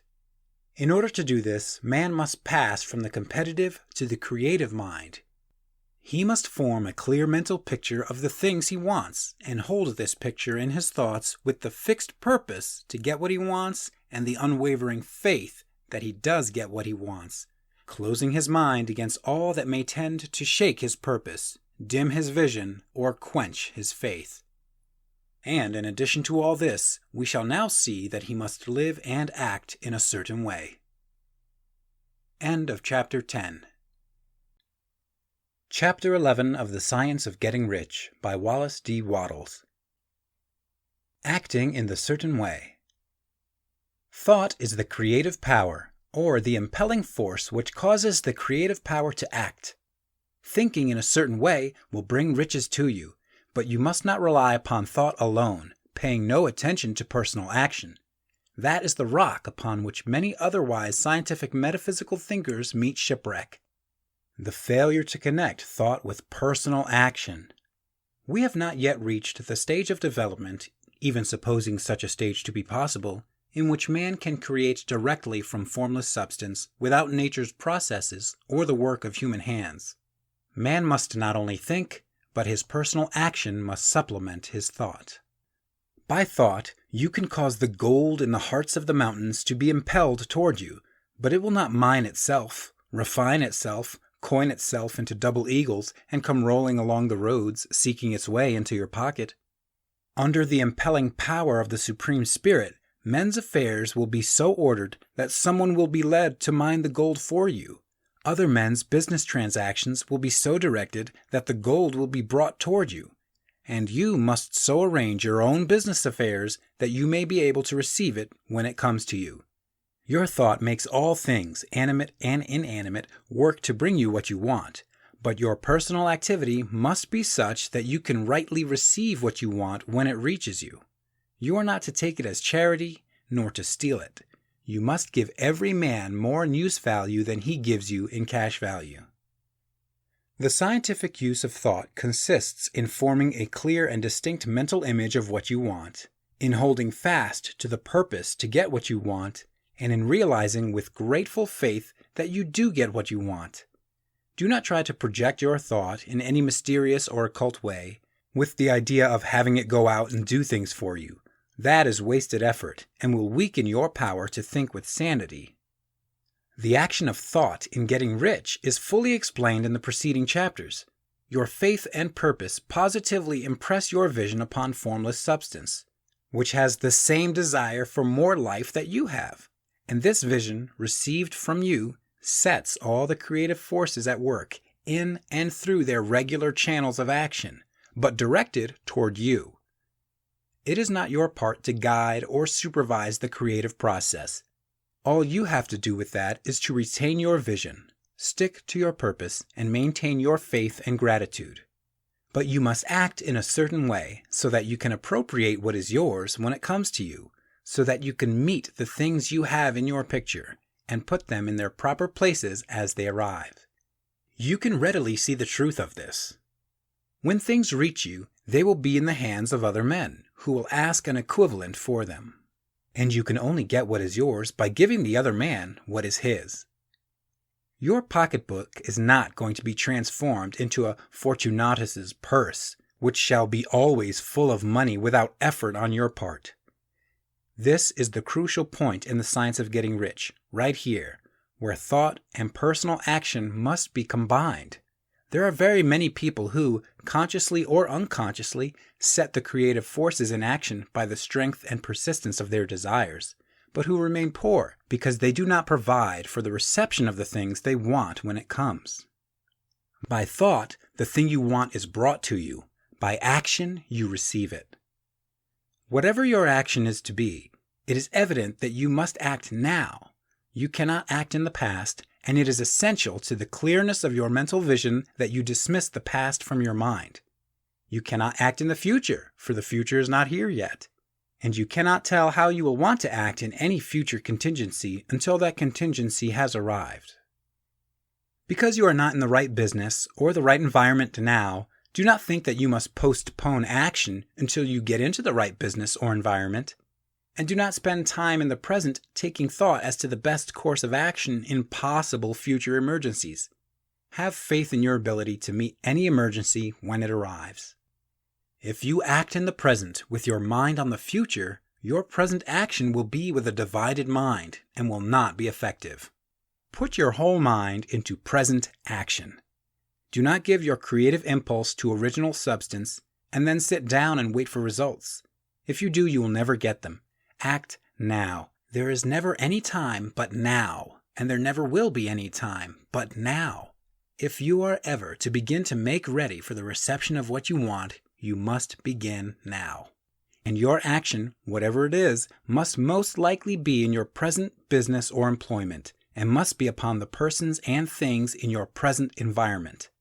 You cannot act where you are not. You cannot act where you have been. and you cannot act where you are going to be. You can act only where you are. Do not bother as to whether yesterday's work was well done or ill done. Do today's work well. Do not try to do tomorrow's work now. There will be plenty of time to do that when you get to it. Do not try, by occult or mystical means, to act on people or things that are out of your reach. Do not wait for a change of environment before you act. Get a change of environment by action. You can so act upon the environment in which you are now as to cause yourself to be transferred to a better environment. Hold with faith and purpose the vision of yourself in the better environment, but act upon your present environment with all your heart and with all your strength and with all your mind. Do not spend any time in daydreaming or castle building. Hold to the one vision of what you want and act now. Do not cast about seeking some new things to do or some strange, unusual, or remarkable action to perform as a first step toward getting rich. It is probable that your actions, at least for some time to come, will be those you have been performing for some time past. But you are to begin now to perform these actions in the certain way, which will surely make you rich. If you are engaged in some business and feel that it is not the right one for you, do not wait until you get into the right business before you begin to act. Do not feel discouraged or sit down and lament because you are misplaced. No man was ever so misplaced but that he could find the right place, and no man ever became so involved in the wrong business but that he could get into the right business.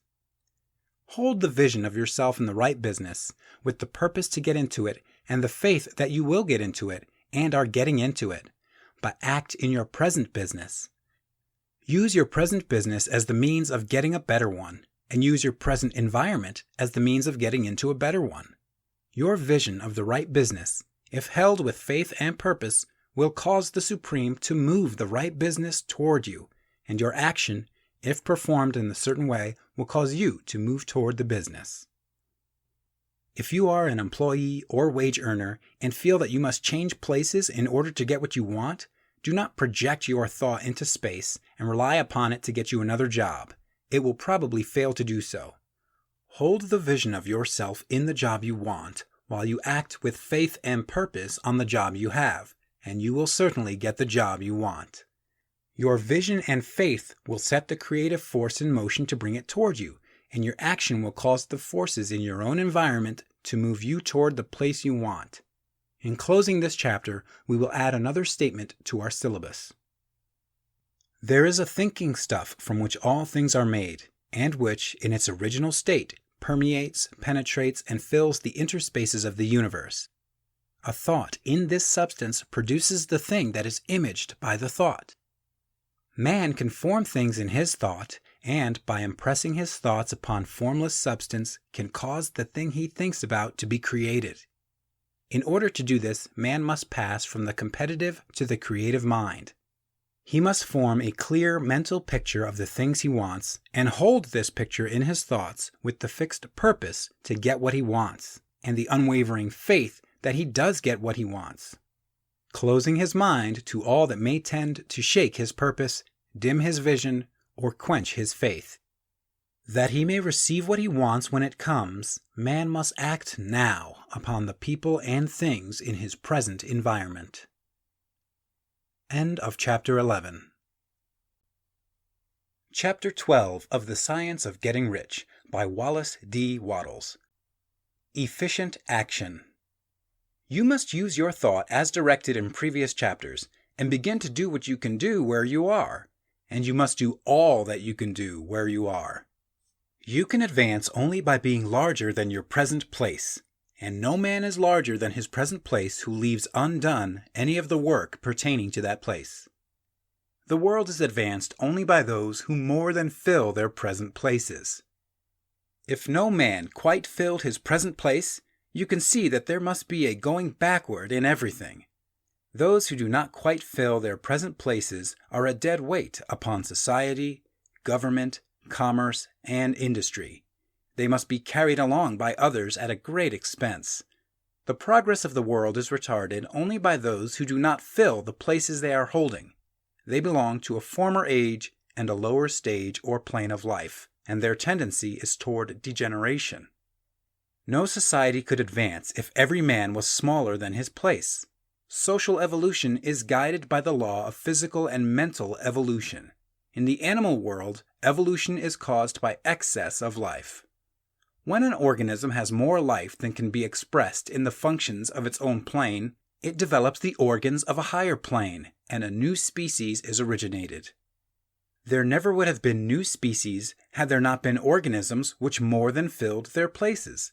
The law is exactly the same for you. Your getting rich depends upon your applying this principle to your own affairs. Every day is either a successful day or a day of failure, and it is the successful days which get you what you want. If every day is a failure, you can never get rich, while if every day is a success, you cannot fail to get rich. If there is something that may be done today, and you do not do it, you have failed insofar as that thing is concerned, and the consequences may be more disastrous than you imagine. You cannot foresee the results of even the most trivial act. You do not know the workings of all the forces that have been set moving in your behalf. Much may be depending on your doing some simple act. It may be the very thing which is to open the door of opportunity to very great possibilities. You can never know all the combinations which Supreme Intelligence is making for you in the world of things and of human affairs. Your neglect or failure to do some small thing may cause a long delay in getting what you want. Do every day all that can be done that day. There is, however, a limitation or qualification of the above that you must take into account. You are not to overwork, nor to rush blindly into your business in the effort to do the greatest possible number of things in the shortest possible time. You are not to try to do tomorrow's work today, nor to do a week's work in a day. It is really not the number of things you do, but the efficiency of each separate action that counts. Every act is, in itself, either a success or a failure. Every act is, in itself, either effective or inefficient. Every inefficient act is a failure, and if you spend your life in doing inefficient acts, your whole life will be a failure. The more things you do, the worse for you, if all your acts are inefficient ones. On the other hand, every efficient act is a success in itself, and if every act of your life is an efficient one, your whole life must be a success. The cause of failure is doing too many things in an inefficient manner, and not doing enough things in an efficient manner. You will see that it is a self-evident proposition that if you do not do any inefficient acts, and if you do a sufficient number of efficient acts, you will become rich. If, now, it is possible for you to make each act an efficient one, you see again that the getting of riches is reduced to an exact science, like mathematics. The matter turns, then, on the question whether you can make each separate act a success in itself. And this you can certainly do. You can make each act a success, because all power is working with you, and all power cannot fail. Power is at your service, and to make each act efficient, you have only to put power into it. Every action is either strong or weak. And when every one is strong, you are acting in the certain way which will make you rich. Every act can be made strong and efficient by holding your vision while you are doing it, and putting the whole power of your faith and purpose into it. It is at this point that the people fail who separate mental power from personal action. They use the power of mind in one place and at one time, and they act in another place and at another time. So their acts are not successful in themselves. Too many of them are inefficient. But if all power goes into every act, no matter how commonplace, every act will be a success in itself. And as in the nature of things, every success opens the way to other successes. Your progress toward what you want, and the progress of what you want toward you, will become increasingly rapid. Remember that successful action is cumulative in its results. Since the desire for more life is inherent in all things, when a man begins to move toward larger life, more things attach themselves to him, and the influence of his desire is multiplied. Do every day all that you can do that day, and do each act in an efficient manner. In saying that you must hold your vision while you are doing each act, however trivial or commonplace, I do not mean to say that it is necessary at all times to see the vision distinctly to its smallest details. It should be the work of your leisure hours to use your imagination on the details of your vision, and to contemplate them until they are firmly fixed upon your memory. If you wish speedy results, spend practically all your spare time in this practice. By continuous contemplation, you will get the picture of what you want, even to the smallest details, so firmly fixed upon your mind, and so completely transferred to the mind of formless substance, that in your working hours you need only to mentally refer to the picture to stimulate your faith and purpose, and cause your best effort to be put forth. Contemplate your picture in your leisure hours until your consciousness is so full of it that you can grasp it instantly. You will become so enthused with its bright promises that the mere thought of it will call forth the strongest energies of your whole being. Let us again repeat our syllabus, and by slightly changing the closing statements, bring it to the point we have now reached. There is a thinking stuff from which all things are made, and which, in its original state, permeates, penetrates, and fills the interspaces of the universe. A thought in this substance produces the thing that is imaged by the thought. Man can form things in his thought, and by impressing his thought upon formless substance can cause the thing he thinks about to be created. In order to do this, man must pass from the competitive to the creative mind. He must form a clear mental picture of the things he wants, and do with faith and purpose all that can be done each day, doing each separate thing in an efficient manner. End of Chapter 12. Chapter 13 of The Science of Getting Rich by Wallace D. Wattles. Getting into the right business. Success in any particular business depends, for one thing, upon your possessing in a well-developed state the faculties required in that business. Without good musical faculty, no one can succeed as a teacher of music. Without well-developed mechanical faculties, no one can achieve great success in any of the mechanical trades. Without tact and the commercial faculties, no one can succeed in mercantile pursuits. But to possess in a well-developed state the faculties required in your particular vocation does not ensure getting rich. There are musicians who have remarkable talent, and who yet remain poor. There are blacksmiths, carpenters, and so on who have excellent mechanical ability, but who do not get rich. And there are merchants with good faculties for dealing with men who nevertheless fail. The different faculties are tools. It is essential to have good tools, but it is also essential that the tools should be used in the right way. One man can take a sharp saw, a square, a good plane, and so on, and build a handsome article of furniture. Another man can take the same tools and set to work to duplicate the article, but his production will be a botch. He does not know how to use good tools in a successful way. The various faculties of your mind are the tools with which you must do the work which is to make you rich. It will be easier for you to succeed if you get into a business for which you are well equipped with mental tools. Generally speaking, you will do best in that business which will use your strongest faculties, the one for which you are naturally best fitted. But there are limitations to this statement also. No man should regard his vocation as being irrevocably fixed by the tendencies with which he was born. You can get rich in any business, for if you have not the right talent for it, you can develop that talent. It merely means that you will have to make your tools as you go along, instead of confining yourself to the use of those with which you were born.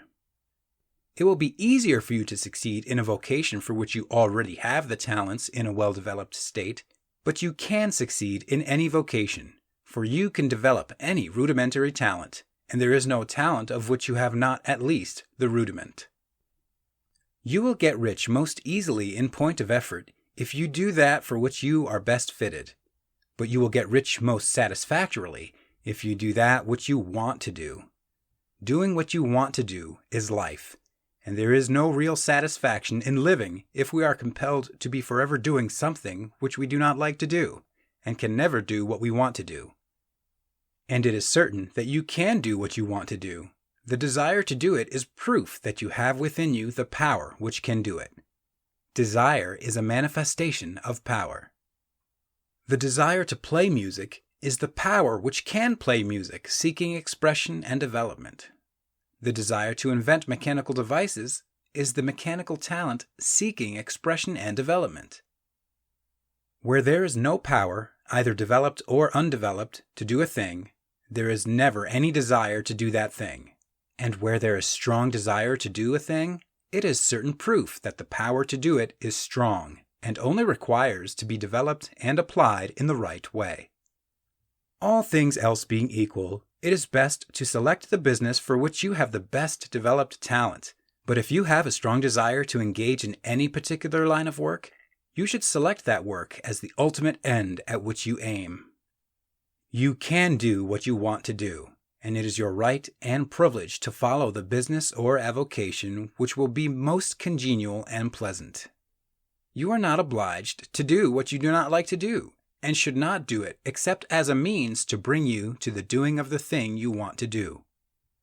If there are past mistakes whose consequences have placed you in an undesirable business or environment, you may be obliged for some time to do what you do not like to do. But you can make the doing of it pleasant by knowing that it is making it possible for you to come to the doing of what you want to do. If you feel that you are not in the right vocation, do not act too hastily in trying to get into another one. The best way, generally, to change business or environment is by growth. Do not be afraid to make a sudden and radical change if the opportunity is presented, and you feel, after careful consideration, that it is the right opportunity. But never take sudden or radical action when you are in doubt as to the wisdom of doing so. There is never any hurry on the creative plane, and there is no lack of opportunity.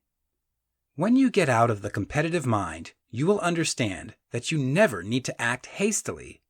No one else is going to beat you to the thing you want to do. There is enough for all. If one place is taken, another and a better one will be opened for you a little farther on. There is plenty of time. When you are in doubt, wait. Fall back on the contemplation of your vision and increase your faith and purpose.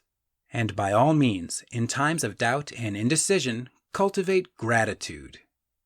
A day or two spent in contemplating the vision of what you want and in earnest thanksgiving that you are getting it will bring your mind into such close relationship with the Supreme that you will make no mistake when you do act. There is a mind which knows all there is to know, and you can come into close unity with this mind by faith and the purpose to advance in life if you have deep gratitude.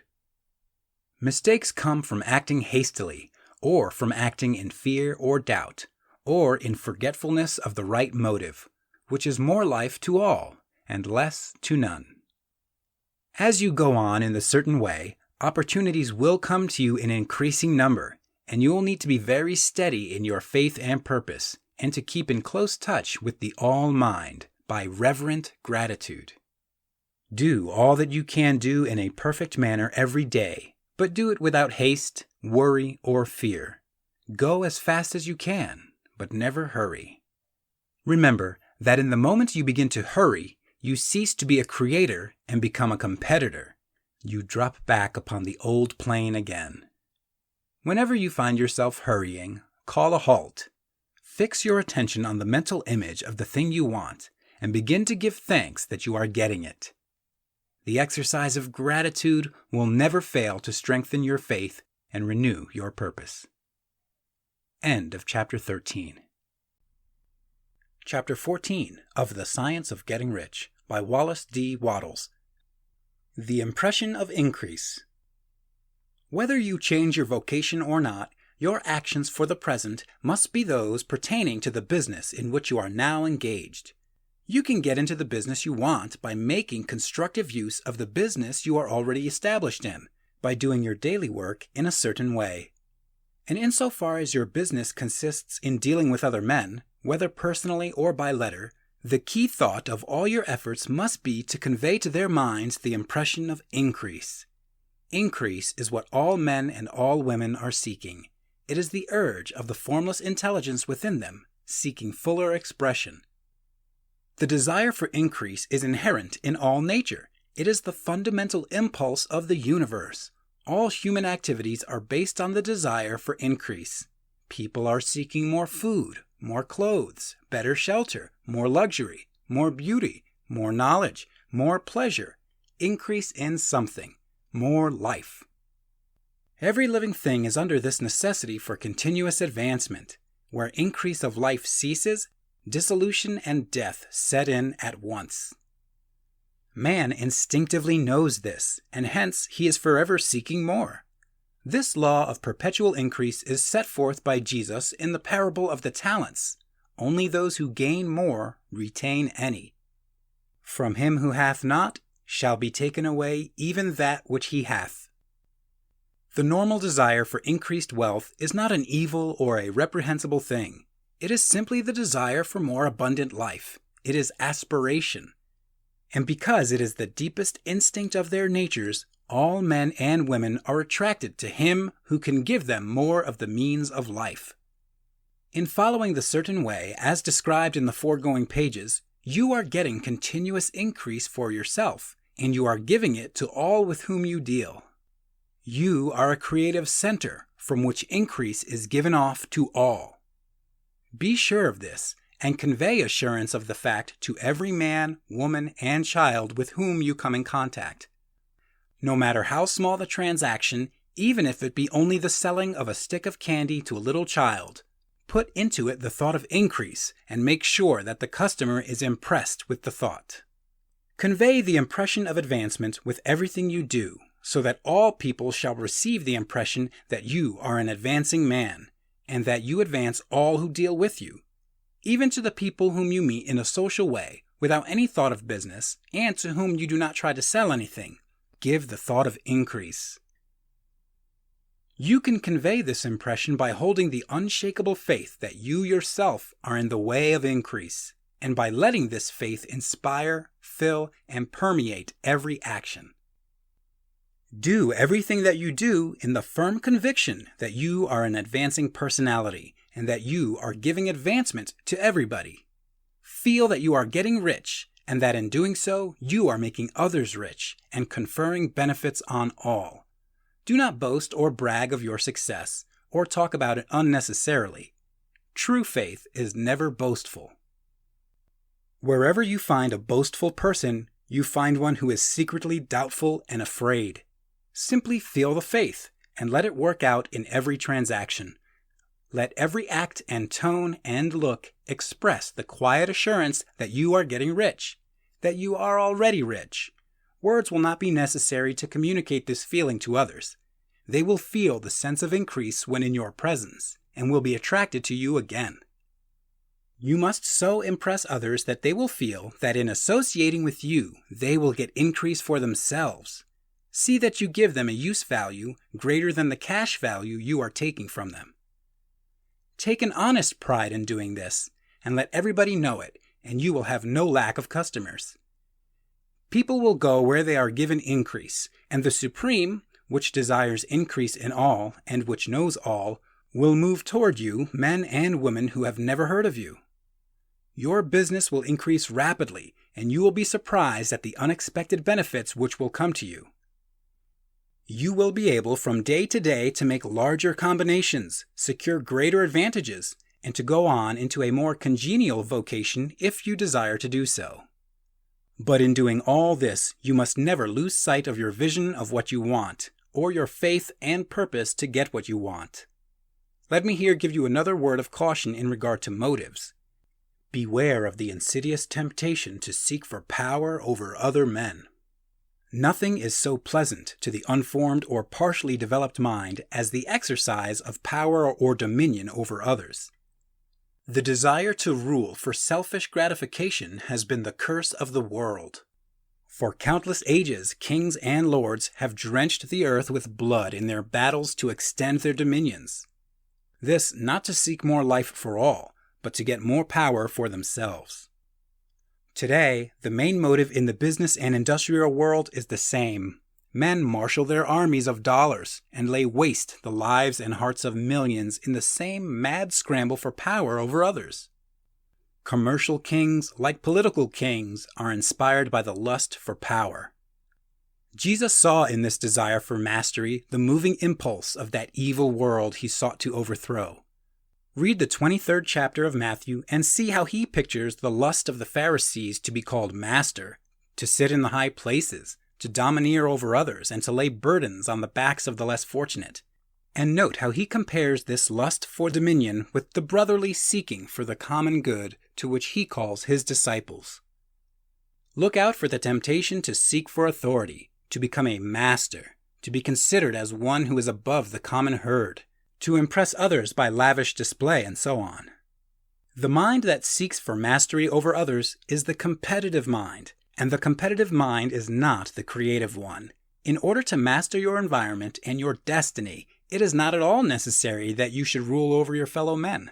And indeed, when you fall into the world's struggle for the high places, you begin to be conquered by fate and environment, and your getting rich becomes a matter of chance and speculation. Beware of the competitive mind. No better statement of the principle of creative action can be formulated than the favorite declaration of the late Golden Rule Jones of Toledo.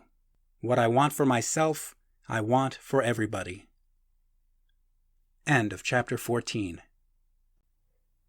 Chapter 15 of The Science of Getting Rich by Wallace D. Wattles. The Advancing Man. What I have said in the last chapter applies as well to the professional man and the wage earner as to the man who is engaged in mercantile business. No matter whether you are a physician, a teacher, or a clergyman, if you can give increase of life to others and make them sensible of the fact, they will be attracted to you and you will get rich. The physician who holds the vision of himself as a great and successful healer, and who works toward the complete realization of that vision with faith and purpose, as described in former chapters, will come into such close touch with the source of life that he will be phenomenally successful. Patients will come to him in throngs. No one has a greater opportunity to carry into effect the teachings of this book than the practitioner of medicine. It does not matter to which of the various schools he may belong, for the principle of healing is common to all of them, and may be reached by all alike. The advancing man in medicine, who holds to a clear mental image of himself as successful, and who obeys the laws of faith, purpose, and gratitude, will cure every curable case he undertakes, no matter what remedies he may use. In the field of religion, the world cries out for the clergyman who can teach his hearers the true science of abundant life. He who masters the details of the science of getting rich, together with the allied sciences of being well, of being great, and of winning love, and who teaches these details from the pulpit, will never lack for a congregation. This is the gospel that the world needs. It will give increase of life, and men will hear it gladly, and will give liberal support to the man who brings it to them. What is now needed is a demonstration of the science of life from the pulpit. We want preachers who can not only tell us how, but who in their own persons will show us how. We need the preacher who will himself be rich, healthy, great, and beloved to teach us how to attain to these things. And when he comes, he will find a numerous and loyal following. The same is true of the teacher who can inspire the children with the faith and purpose of the advancing life. He will never be out of a job, and any teacher who has this faith and purpose can give it to his pupils. He cannot help giving it to them if it is part of his own life and practice. What is true of the teacher, preacher, and physician is true of the lawyer, dentist, real estate man, insurance agent, of everybody. The combined mental and personal action I have described is infallible. It cannot fail. Every man and woman who follows these instructions steadily, perseveringly, and to the letter will get rich. The law of the increase of life is as mathematically certain in its operation as the law of gravitation. Getting rich is an exact science. The wage earner will find this as true of his case as of any of the others mentioned. Do not feel that you have no chance to get rich because you are working where there is no visible opportunity for advancement, where wages are small and the cost of living high. Form your clear mental vision of what you want, and begin to act with faith and purpose. Do all the work you can do every day, and do each piece of work in a perfectly successful manner. Put the power of success and the purpose to get rich into everything that you do. But do not do this merely with the idea of currying favor with your employer, in the hope that he or those above you will see your good work and advance you. It is not likely that they will do so. The man who is merely a good workman, filling his place to the very best of his ability and satisfied with that, is valuable to his employer, and it is not to the employer's interest to promote him. He is worth more where he is. To secure advancement, something more is necessary than to be too large for your place. The man who is certain to advance is the one who is too big for his place and who has a clear concept of what he wants to be, who knows that he can become what he wants to be, and who is determined to be what he wants to be. Do not try to more than fill your present place with a view to pleasing your employer. Do it with the idea of advancing yourself. Hold the faith and purpose of increase during work hours, after work hours, and before work hours. Hold it in such a way that every person who comes in contact with you, whether foreman, fellow workman, or social acquaintance, will feel the power of purpose radiating from you, so that everyone will get the sense of advancement and increase from you. Men will be attracted to you, and if there is no possibility for advancement in your present job, you will very soon see an opportunity to take another job. There is a power which never fails to present opportunity to the advancing man who is moving in obedience to law. God cannot help helping you if you act in a certain way.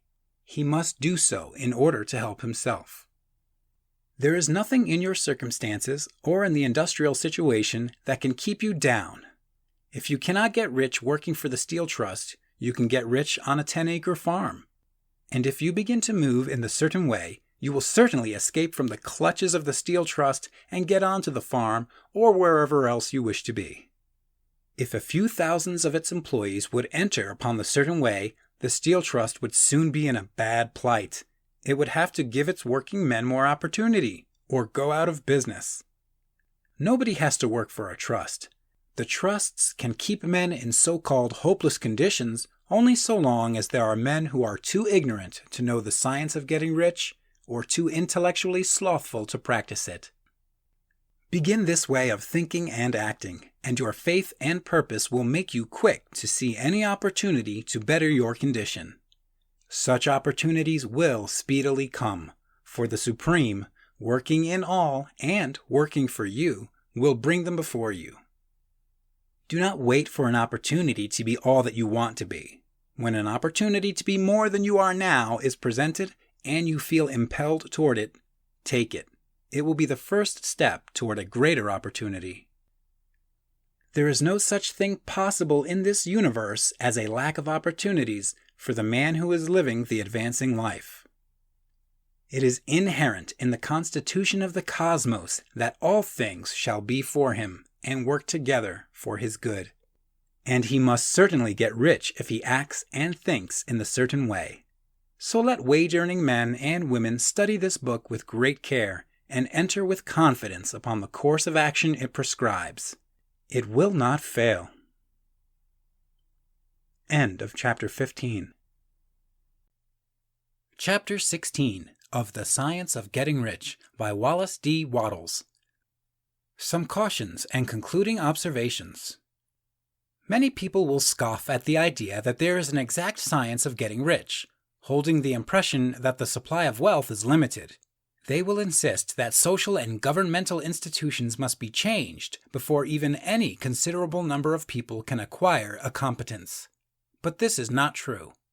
It is true that existing governments keep the masses in poverty, but this is because the masses do not think and act in the certain way.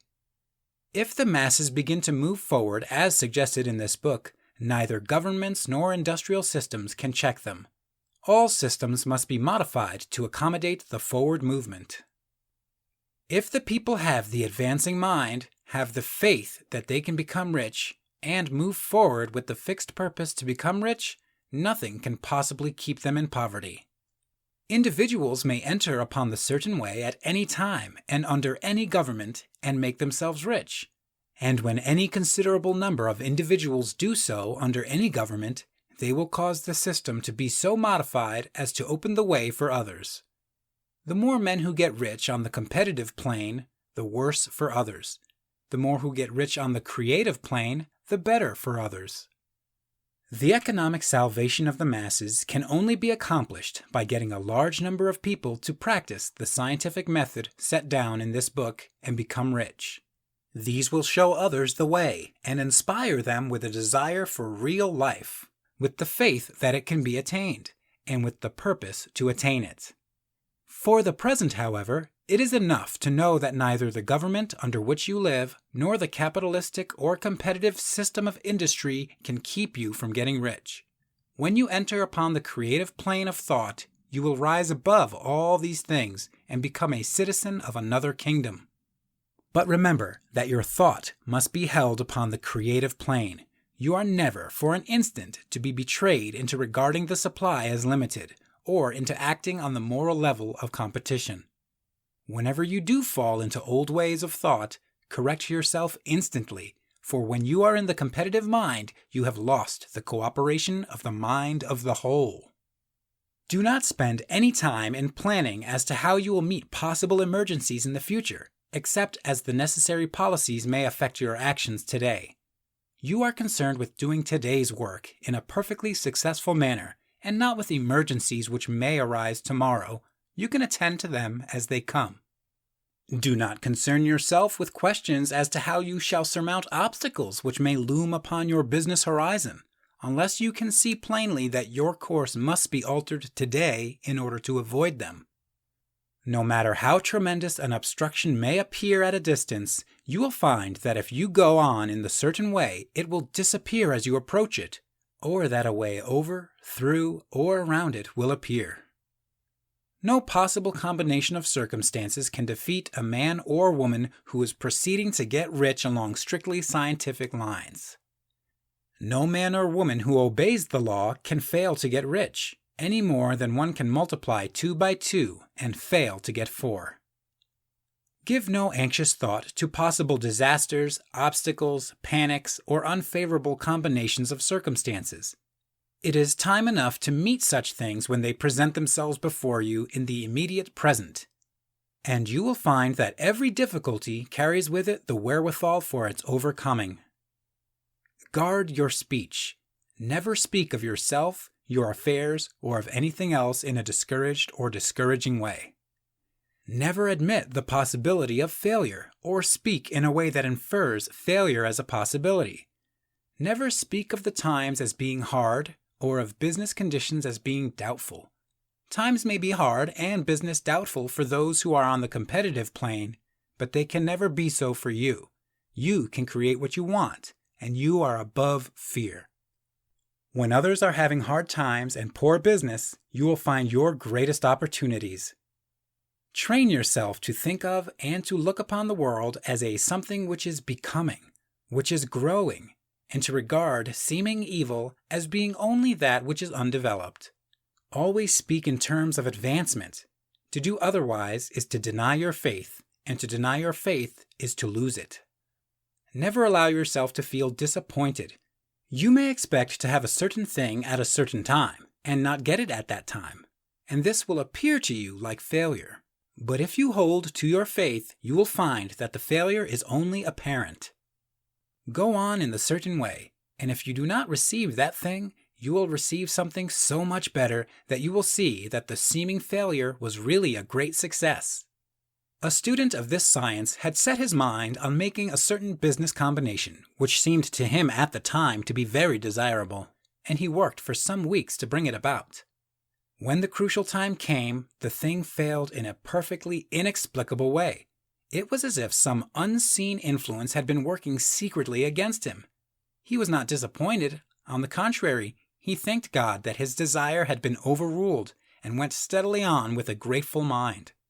In a few weeks, an opportunity so much better came his way that he would not have made the first deal on any account, and he saw that a mind which knew more than he knew had prevented him from losing the greater good by entangling himself with the lesser.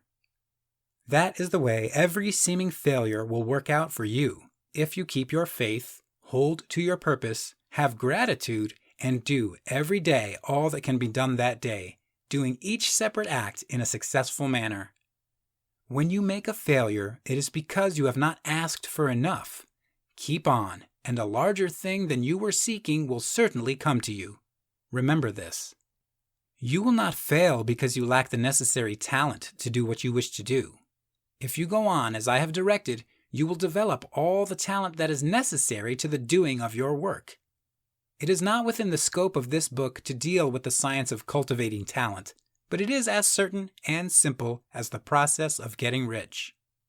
However, do not hesitate or waver for fear that when you come to any certain place, you will fail for lack of ability. Keep right on, and when you come to that place, the ability will be furnished to you. The same source of ability which enabled the untaught Lincoln to do the greatest work in government ever accomplished by a single man is open to you. You may draw upon all the mind there is for wisdom to use in meeting the responsibilities which are laid upon you. Go on in full faith. Study this book. Make it your constant companion until you have mastered all the ideas contained in it. While you are getting firmly established in this faith, you will do well to give up most recreations and pleasures, and to stay away from places where ideas conflicting with these are advanced in lectures or sermons. Do not read pessimistic or conflicting literature, or get into arguments upon the matter. Do very little reading outside of the writers mentioned in the preface. Spend most of your leisure time in contemplating your vision, and in cultivating gratitude, and in reading this book. It contains all you need to know of the science of getting rich, and you will find all the essentials summed up in the following chapter. End of Chapter 16. Chapter 17 of The Science of Getting Rich by Wallace D. Wattles. Summary of the Science of Getting Rich. There is a thinking stuff from which all things are made, and which, in its original state, permeates, penetrates, and fills the interspaces of the universe. A thought in this substance produces the thing that is imaged by the thought. Man can form things in his thought, and by impressing his thought upon formless substance, can cause the thing he thinks about to be created. In order to do this, man must pass from the competitive to the creative mind. Otherwise, he cannot be in harmony with the formless intelligence, which is always creative and never competitive in spirit. Man may come into full harmony with the formless substance by entertaining a lively and sincere gratitude for the blessings it bestows upon him. Gratitude unifies the mind of man with the intelligence of substance, so that man's thoughts are received by the formless. Man can remain upon the creative plane only by uniting himself with the formless intelligence through a deep and continuous feeling of gratitude. Man must form a clear and definite mental image of the things he wishes to have, to do, or to become, and he must hold this mental image in his thoughts while being deeply grateful to the Supreme that all his desires are granted to him. The man who wishes to get rich must spend his leisure hours in contemplating his vision and in earnest thanksgiving that the reality is being given to him. Too much stress cannot be laid on the importance of frequent contemplation of the mental image, coupled with unwavering faith and devout gratitude. This is the process by which the impression is given to the formless and the creative forces set in motion. The creative energy works through the established channels of natural growth and of the industrial and social order. All that is included in his mental image will surely be brought to the man who follows the instructions given above and whose faith does not waver. What he wants will come to him through the ways of established trade and commerce. In order to receive his own when it shall come to him, man must be active, and this activity can only consist in more than filling his present place. He must keep in mind the purpose to get rich through the realization of his mental image, and he must do every day all that can be done that day, taking care to do each act in a successful manner.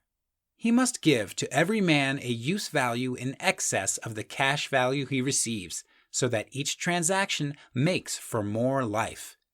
And he must so hold the advancing thought that the impression of increase will be communicated to all with whom he comes in contact. The men and women who practice the foregoing instructions will certainly get rich, and the riches they receive will be in exact proportion to the definiteness of their vision, the fixity of their purpose, the steadiness of their faith, and the depth of their gratitude. End of Chapter 17. End of The Science of Getting Rich by Wallace D. Wattles.